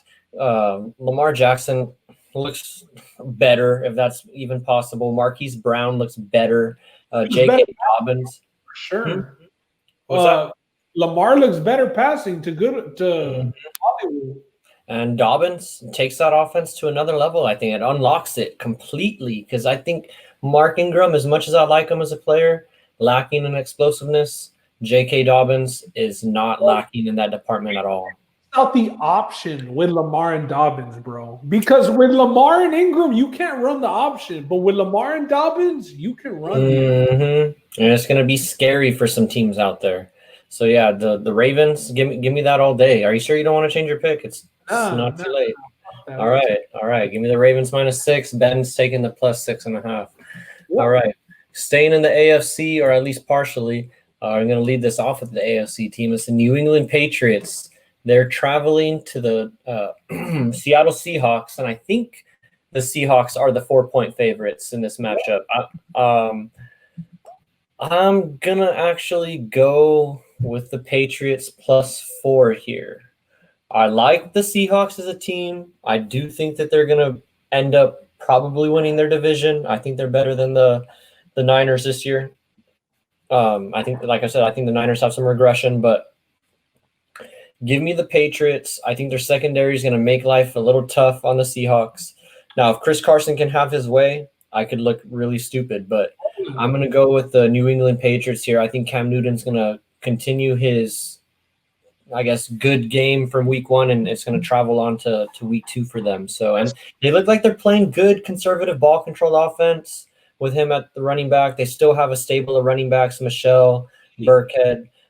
They got that rookie Damian Harris who's on the IR, but they still got some weapons out there. So, yeah, give me and James White. How can I forget James White? But, yeah, give me the Patriots +4. The Patriots are scheming. They're scheming at the fullest. But as much as it pains me, I'm going to go with Russell Wilson and the Seahawks. Listen, I like what I saw as far as them not handcuffing Russell Wilson and making him pass more. One thing I didn't like was, as far as you mentioning Carson, I know that he was one of the better fantasy performers with 2 touchdowns, but he only had 6 carries. 6 carries. And Carlos Hyde had about 11 or 12 carries. Carlos Hyde was an 1,000-yard rusher for the Texans last year, and now he's with the Seahawks. So was it just based off of them winning by so much that the carries were that way? Carson was effective with his 6 on the ground, and I believe he had 4 receptions, and he still had 2 touchdowns. 2 touchdowns. So a little bit of worry with the 6 carries only for Carson, a guy who's known to be a workhorse, at least 16 to 18 carries a game. But like I said, I'm going with the Seahawks this game. Jamal Adams has to be spying Cam Newton. If Jamal Adams spies Cam Newton, the Seahawks will coast. The Seahawks will coast. Okay, that's fair enough. And this might be, the first, chink in the armor of the Patriots without Tom Brady that we see. So definitely a game I'm going to be paying attention to. So Belichick already has the 1-up on Brady, though. Yeah, he does. He started 1-0. Brady's 0-1. I'm glad you brought that up. It's this, baby. Yeah. We're gonna have to talk about that weekly too, and see how they do without each other. But yeah, give me the Patriots. They change their game plan every week. I think they're gonna be ready to go into Seattle. No 12th man. No 12th man. Who knows? Who knows what happens? We'll see. Now we're wrapping it up with the Monday night game. I wish there were fans for this, but unfortunately, there's not. Vegas?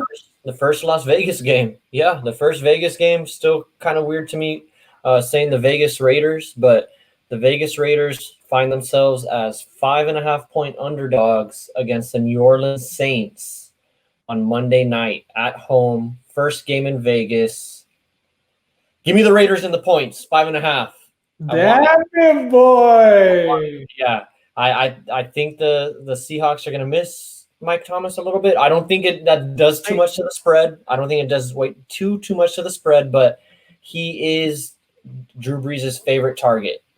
And I think that can't be gone without being said, is what I'm trying to say. You need to mention that in looking at this game. And the Raiders offense looked pretty good. I know it was against the Panthers, but I think they're going to put up enough points to keep it close. So I'm not saying take a money line, but give me the 5.5 points. They'll keep it within a field goal. And for the sake of just being on the other side, I'm going to go the other way, man. I don't think that is that good of a matchup for Josh Jacobs. I think the Saints defense is pretty good. I'm going to go with the Saints here, at least by a touchdown. I mean, the Raiders, I don't know the status on Henry Ruggs. Or is it Henry? It is Henry Ruggs. He came back to play after he got hurt in week 1. He did return to play. Yeah, he did. Yeah, well, I'm a lot of targets. I'm gonna go with the Saints to at least win by a touchdown. So give me the Saints here minus 5.5.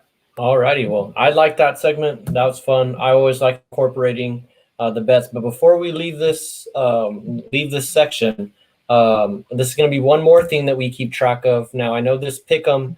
You guys can go ahead and keep track of it with us, but Ben and I are going to keep track of our favorite bet, our best bet, or something that we think is a lock, and you'd be safe kind of putting in personally. And I'm going to do this personally myself, or else I wouldn't be saying it. So without further ado, my first favorite bet of the week, and this is just a straight against the spread, and we'll change it up from week to week. Sometimes I'll give a teaser, Ben will give a against the spread, or vice versa, over under, or money line parlays, whatever. But for the sake of this week, I'm going to take a single against the spread bet, and it's going minus 5.5, taking the Bills against the Miami Dolphins to win by more than 5.5 points. And just like I said earlier, I think this is a bad matchup for the Dolphins. They're playing against a defense that forces a lot of turnovers. They have a quarterback who gives up a lot of turnovers in Fitzpatrick right now. And I think this is going to be one of those games that forces Miami to start thinking how soon they want to go to Tua. So yeah, give me the Bills going into Miami. Don't have to worry about the South Beach nightlife, or at least I don't think I have to. But yeah, give me the Bills here, 5.5-point favorites. Yeah, and that's a game where I expect it to be the same as the Jets game with the Bills this past week, bro. Where the Bills just have their way. They kind of stop them on defense. Maybe have one or two miscues, but I mean under a touchdown versus a team with Ryan Fitzpatrick. We don't even know if Devontae Parker's playing. I mean, Gaskins is the leading running back for the Dolphins. Yeah, it was Jordan Howard on paper, but Gaskins got the workload. Yeah, I don't agree with that line, and I actually like that pick. For mine, I'm gonna go with a 2-team 7-point teaser, and I'm gonna go with the Cardinals down to PK, and we're gonna get the Chiefs at minus 1.5. So we're gonna get Patrick Mahomes to beat Tyrod Taylor by more than 1.5 points and Kyler Murray to beat the Washington football team. Hey, listen, we're talking about the Arizona Cardinals being 2-0, man. I know the MVP odds on Kyler Murray were pretty high. If he balls out this game with the performance he put on week 1 with DeAndre Hopkins, as much as it hurt me to see that, I mean, shit, I'm glad that he got put to use, and I'm glad that he's not going to waste. Arizona's got a good thing brewing down there, man. So Arizona PK with the Chiefs minus 1.5. I mean, we're pretty much just asking both teams to win, and I don't see how that doesn't happen. Yeah, I like that also. I think I have something of that a variation myself in, so I'm probably going to have this in myself. Cardinals PK, Chiefs minus 1.5. I don't see where you go wrong there. The Chiefs aren't losing their game. I know that's not going to happen against the Chargers. I know we just got done saying that these are all professionals and whatnot, but let's just be real. I mean, the Chiefs are just a lot better, so there can't be a threat of losing. At least I don't think, unless there's an injury or whatever. But the Cardinals, another pretty safe pick. They looked to be firing on most cylinders last week against what's perceived to be a good defense in the Niners. So, yeah, I like that pick a lot. I like that teaser. Doesn't always have to be against the spread. The teaser is a good way to lock onto a favorite that you really like. It's a good little mechanism. So, yeah, we're going to be hearing a lot of that. But, yeah, those are our first 2 picks. We're going to keep track of this throughout the year. If you guys like anything, feel free to throw it out. I'm going to put out a tweet every week. Just give us your favorite. Yeah, and the pick'em contest. That's fun stuff. We're doing it against the spread to keep it hard. So keep that in mind.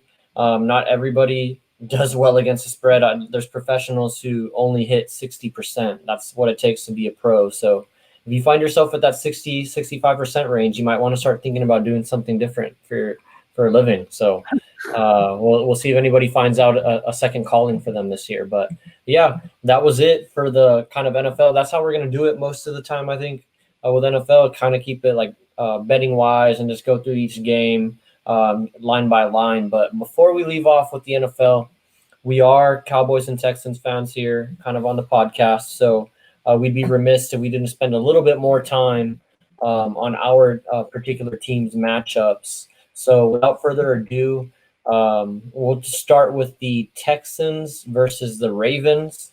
And Ben, I'll just let you kind of just tell me what you're looking forward to in this game, any key matchups, kind of what's at stake for the team at this point, and what you kind of expect to happen.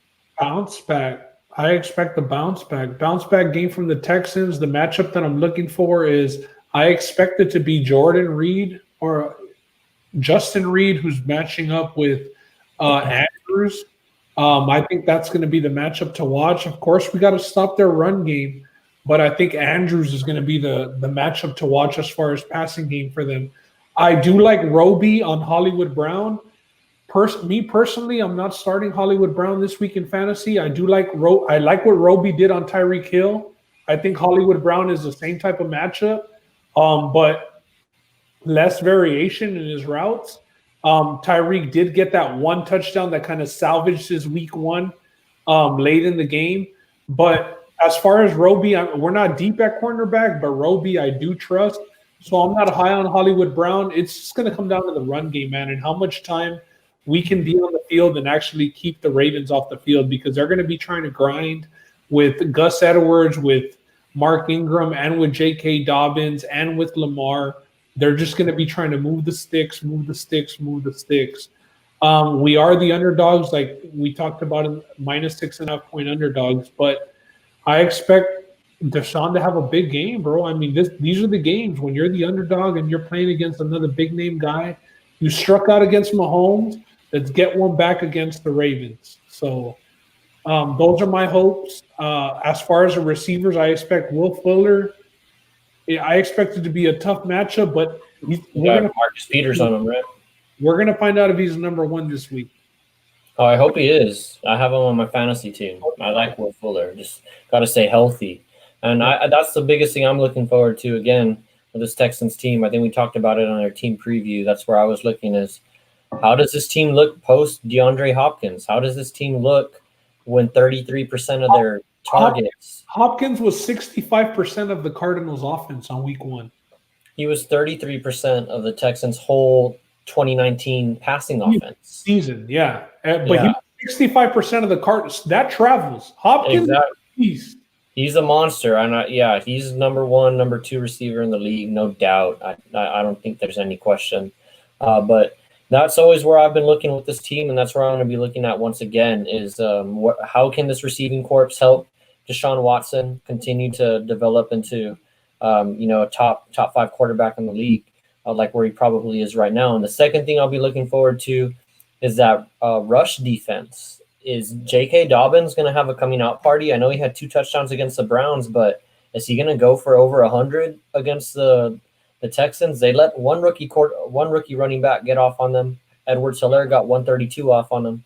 So that's kind of where I'm looking towards. If they can contain the run, not give up 5 yards to carry, they have a chance. I just picked the Ravens to win by more than 6.5 points, though. So that's kind of where my pick is. You have a straight up money line wager against the Texans. Yeah, I do. He was able to give me a money line bet, so I took it back in the summer or something, right? I don't even remember. It was like your birthday. This fool doesn't even drink, and you got that line. Yeah, that was we're amazing. talking about a different kind of human being, folks. Yeah, right? I love it. But if I lose, I lose. I mean, but whatever. I'm just going with the Ravens here. But that was kind of the in-depth look at the Texans. Kind of just looked at some key matchups. David Johnson, I don't expect a good week for David Johnson. Just about like we know last week he had a pretty good week. He scored that touchdown. I don't expect a good week for David Johnson. Just to finish off on that. Okay. Well, moving on to the next team, and this will be the end of our NFL section. It's the Dallas Cowboys, America's team. They find themselves, like the Texans, 0-1. Maybe more disappointing 0-1 than the Texans because they were expected to win that game, I think, against the Rams by most people's accounts, although some money was coming in on the Rams throughout the weekend. That was crazy. Yeah, they got steamed for sure. So they ended up winning the game. They lost. Everybody saw the controversial offensive pass interference. But even with that removed, it was a shaky game for the Cowboys on pretty much all fronts. I mean, we had some surprises in terms of some pass rush. Aldon Smith looks like he might be a good third down rusher after all, 5 years removed from the league. It was crazy to see that. I know we were laughing at him on the draft. Fond was talking about him also. But he looked really good, having not played for 5 years. The secondary was kind of shaky. We didn't have Jordan Lewis. He's our main slot cornerback. He wasn't there. Got hurt. What's that? Van Der Esch is out. Van Der Esch got hurt with a neck injury, a collarbone. I think had a clean snap. He's out for a while. What's that? Sean Lee was inactive week 1. Sean Lee didn't even get dressed. Tyron Smith is dealing with a neck issue himself. He missed practice today. We already have Cam Irving and Lyle Collins on the IR at the tackle position. So the Cowboys have a lot of question marks right now. I know they were a lot of people's, as they are or tend to be every year, that team that's going to surprise people or win it or whatever. But I saw a lot of pundits picking the Cowboys this year to be their sneaky NFC team, people that are non-Cowboys people picking them. And I feel like that's starting to jinx us, even though just looking at it from the outside looking in, they had a lot of injuries coming into the season. They have injuries right now. It's looking like it's going to affect them. And they're going up against a team in the Falcons who could maybe make them pay for it a little bit. They do have some speed on that defensive end. They have Dante Fowler, but that's really not too much to worry. They have speedy linebackers. They have Deion Jones. They should go respectable. But their secondary, they're missing Desmond Trufant, who's not on the team anymore. And they just got it handed to them by the by the Seahawks. So I think that the Cowboys are going to come out and win this game. I think the secondary for the Falcons is going to be in trouble with the Cowboys, but in the same regard, our secondary, hopefully with Jordan Lewis back, Brandon Carr should be suiting up. We just signed him. Should be back to normal because the Falcons, they still have Calvin Ridley, Julio Jones, or let me restart that. They still have Julio Jones, they still have Calvin Ridley, and they have one Gage played pretty good last week. they have a pretty good offensive attack. So I have to respect the Falcons. I mean, the total is the total for a reason. It's at 54. But the injuries are really my main concern here to Tyron Smith. Hopefully he's able to suit up. If he's not, that would worry me a little bit more. But the Cowboys should win this game, and I think they're going to win it soundly. They should win by at least 10 points, I think. Zeke Elliott, I can count on you to at least get me 100 yards rushing. Dak Prescott hopefully has a bounce-back game. Yeah, give me the Cowboys here.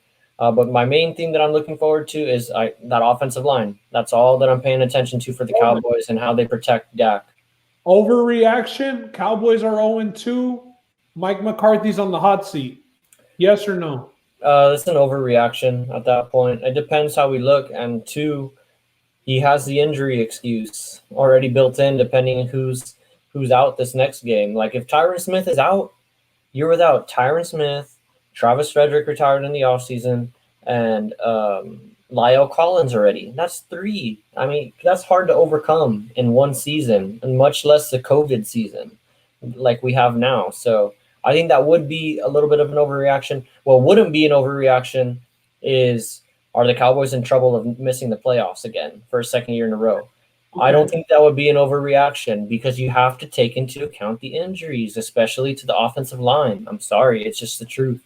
If you can't protect the Eagles winning or losing plays into that as well. For sure. And there's an extra wild card spot this year. Nobody expects the Redskins or Giants. No, but the Cowboys can still get second in the NFC East and not make the playoffs, although that's very unlikely because there's an extra spot now. But if they go 0-2, I'd get a little worried, but hopefully the injuries kind of wash away and Tyron Smith is okay. But, yeah, give me the Cowboys here. But offensive line, that's where I'm looking at this game. So we both have them covering. And Roland, let's just transition, man. Let's finish off the podcast with some MMA. All right, let's do it. We got the podcast pick'em contest. We're coming back with the podcast pick'em contest, and I'm just going to start from the main event, spend a little bit of time on that, and then work ourselves down. But we got Colby Covington, 15-2, coming in as a minus 345 favorite against Tyron, the chosen one, Woodley, 19-5-1. Dude, I really don't even think I need to spend too much time on this, man. I don't think that Woodley can pull the trigger anymore. I think that it's weird that Colby Covington isn't talking shit to Woodley in the lead up to this fight. I think that that's very strange. It was always tight quill, this, and that. I understand he did have the belt at that time, and maybe now he's moved on, Covington. But minus 345 fate, that's wild. That like minus Woodley was a year ago. Woodley was the favorite in this fight. This fight is lined at that for a reason. I think Covington's output is just going to be too much for Woodley. This dude has resorted to making hats like keep the fade great again. I know you disowned him earlier today. I didn't disown him. I'm just like this. You disowned him, Rolly. You need I didn't, dude. I didn't disown him. I'm just saying. Listen, he's gonna get his ass whooped, and I hate to see it. I hope he drops him, but Covington is gonna whoop his ass, bro. I don't even know what to say, man. It's just everything from Tyron Woodley since the lead up to the loss against Kamaru Usman has just been hard to stomach as a fan, and just watching what he's been doing outside of the octagon. To each their own also. But Ben brings up a valid point. You know, he hasn't thrown a single punch. I don't think he's thrown a punch in 2 fights. No. He's thrown less than 50 in both of those fights. 50 minutes and he threw like 5 punches.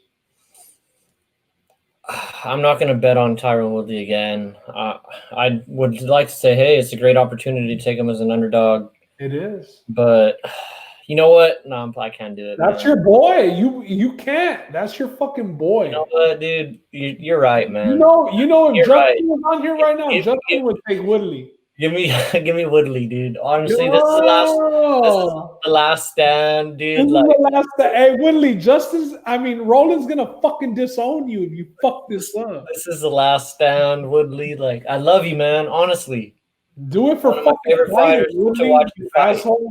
One of my favorite fighters, but it's just been tough to watch. Not even the octagon stuff, man. Just outside the TMZ SmackDown. That was funny for a little while. The rapping thing I could even laugh at for a little while, but now he's just posting like weird, cringy stuff on Instagram. Like he's become like a motivational And Instagram like capture. getting Masvidal to train with you, it kind of seemed like it was just for the gram. And that's where I'm getting at with Woodley. It just seems like it's all been for the How is gram. Masvidal going to help you for Covington? Is Masvidal a good wrestler? Yeah, but they were boys, bro. They were boys. What's he going to tell them? Their fucking secret handshake? Come on, fam. Yeah, dude. Give me Woodley though.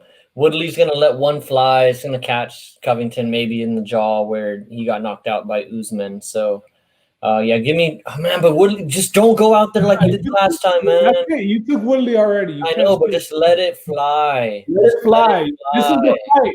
You gotta let it fly. You can't go out and losing to Colby Covington like that. Just because he's never gonna stop talking. Just let it fly, please. Co-main event. Donald Cowboy Cerrone. God damn, I gotta zoom in because he's got so many fights. 36-15-0 against Nico Price, 14-4. Nico Price is a minus 150 favorite. The comeback on Cerrone, plus 120. Cerrone usually loses to the top of the competition, but Nico Price has a lot of power and he's random as fuck. So I'm gonna go with Nico Price. Man, this is a tough one for me because it's another one of these fighters that I just like, regardless of the win-loss record. Just like the way he goes out there and lays it out every week with not every week, every every fight. Donald Cerrone used to be one of the more active fighters in the UFC. Obviously, a couple of his last fights haven't allowed him to be as active as the beatings that he's taken.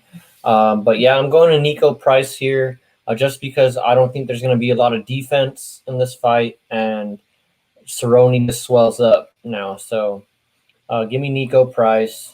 Hopefully Cerrone pulls it out because I would like to see him fight a little bit more. But yeah, give me Nico. And I think the UFC is trying to help Cerrone here. I really do, by giving him Nico Price. But I disagree, man. I mean, I know it's an unranked opponent, but this dude is young, fresh, and he has power, and that's what Cerrone struggles with.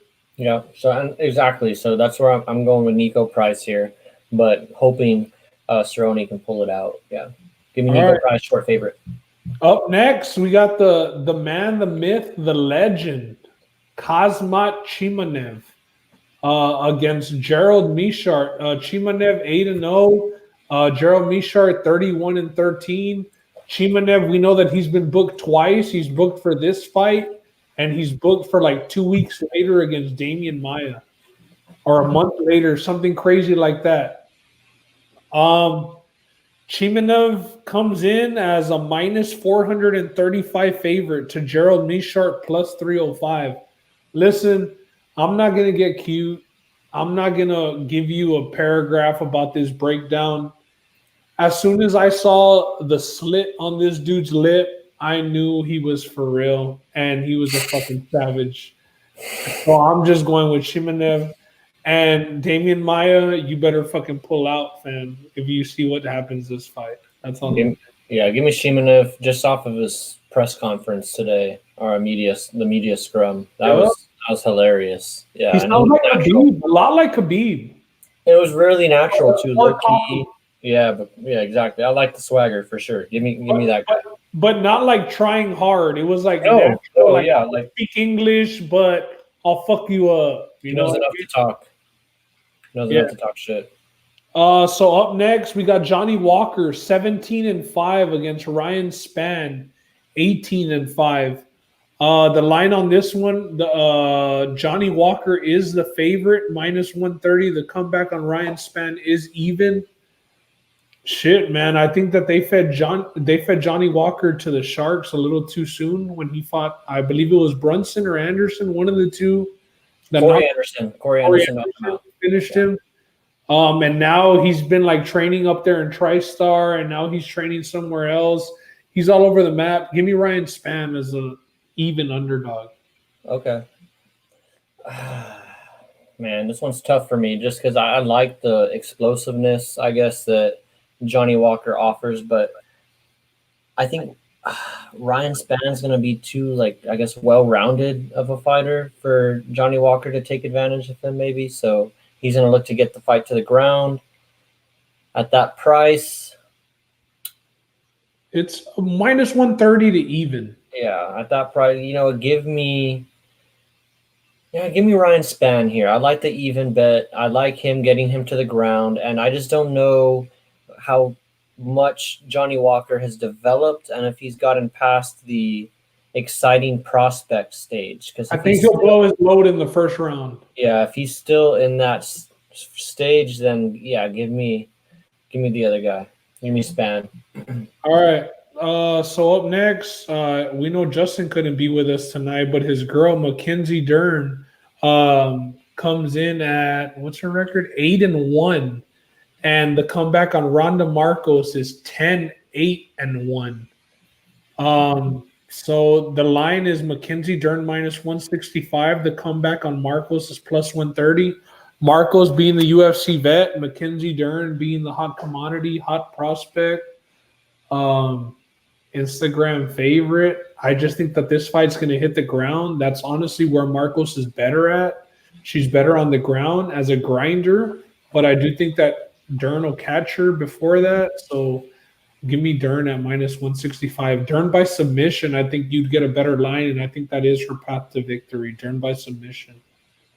I like Marcos as a short dog. I saw Dern in her last fight. Maybe it's a little bit of recency bias. It's her first fight post-pregnancy, right, that she lost? Yeah. So yeah, give me Marcos here. A, just because I want to take a short underdog, and B, because you're on Dern. So I'll go Marcos here. All right, and we'll finish off the show with the last fight of the UFC, I guess, the main event. But this is on ESPN Plus. Crazy that it's on ESPN Plus and not ESPN, but due to college football, I guess it makes sense. Darren the Dentist Stewart, 12-5. Kevin Holland, 18-5. And for this fight, Kevin Holland minus 265 favorite. The comeback on Darren Stewart plus 205. Kevin Holland, the longer fighter, not very good IQ, plus 205 is crazy for the vet. So I'm going to go with the Dentist. I'm going to say he fucking pulls a root canal and cashes a 2-1 dog here. Give me Kevin Holland. I like his swagger. I like his game. So yeah, give me Kevin Holland to win this. He's fighting a lot through Corona too, so he's well active. All right. Well, that wraps up the MMA Pick'em. We tweeted it. We'll put it on Facebook. Y'all make sure you keep up. Like, Roland's going to be posting the NFL one as well. Yeah. And this is going to be fun, man. We're going to be going hopefully live on Tuesdays with like a fantasy update. That way on Thursdays, we can just do the podcast and kind of maybe just talk about sleepers and starts of the week on Thursday instead of, recapping all of the previous week. But it was a pretty good episode, Roland. Yeah, it was fun. It was fun. Glad to be back. This was episode number 20. Hopefully, we'll have our third partner here with us next week. Justin, we missed you. But, yeah, man, glad to be back for another week. Glad to have football back in full swing. Hopefully catch I don't even know if I want to catch the rest of this game. It's a 35-23. Browns are up. And I think Kareem Hunt just, beat me already this week in one of my matchups. Kareem Hunt over Nick Chubb. And Nick Chubb was a guy that people drafted with their number one running back spot, I think. Yeah, people that went wide receiver in the first round did go Nick Chubb in the second round. And honestly, Kareem Hunt in the 6th or 7th would have been better, guys. Mm-hmm. What a steal. But, hey, we're going to be talking about that all year. This is We Talking About Sports podcast, and we're out, guys. Talk to you later. I'm supposed to be the franchise player, and we're in here talking about practice. I mean, listen, we talking about practice. Not a game. We talking about practice. Not a game. Me. Bam. Get me, man. Not a game. Slap that like she scored 30. We talking about sports. I mean, what we even talking about, man? We talking about sports here.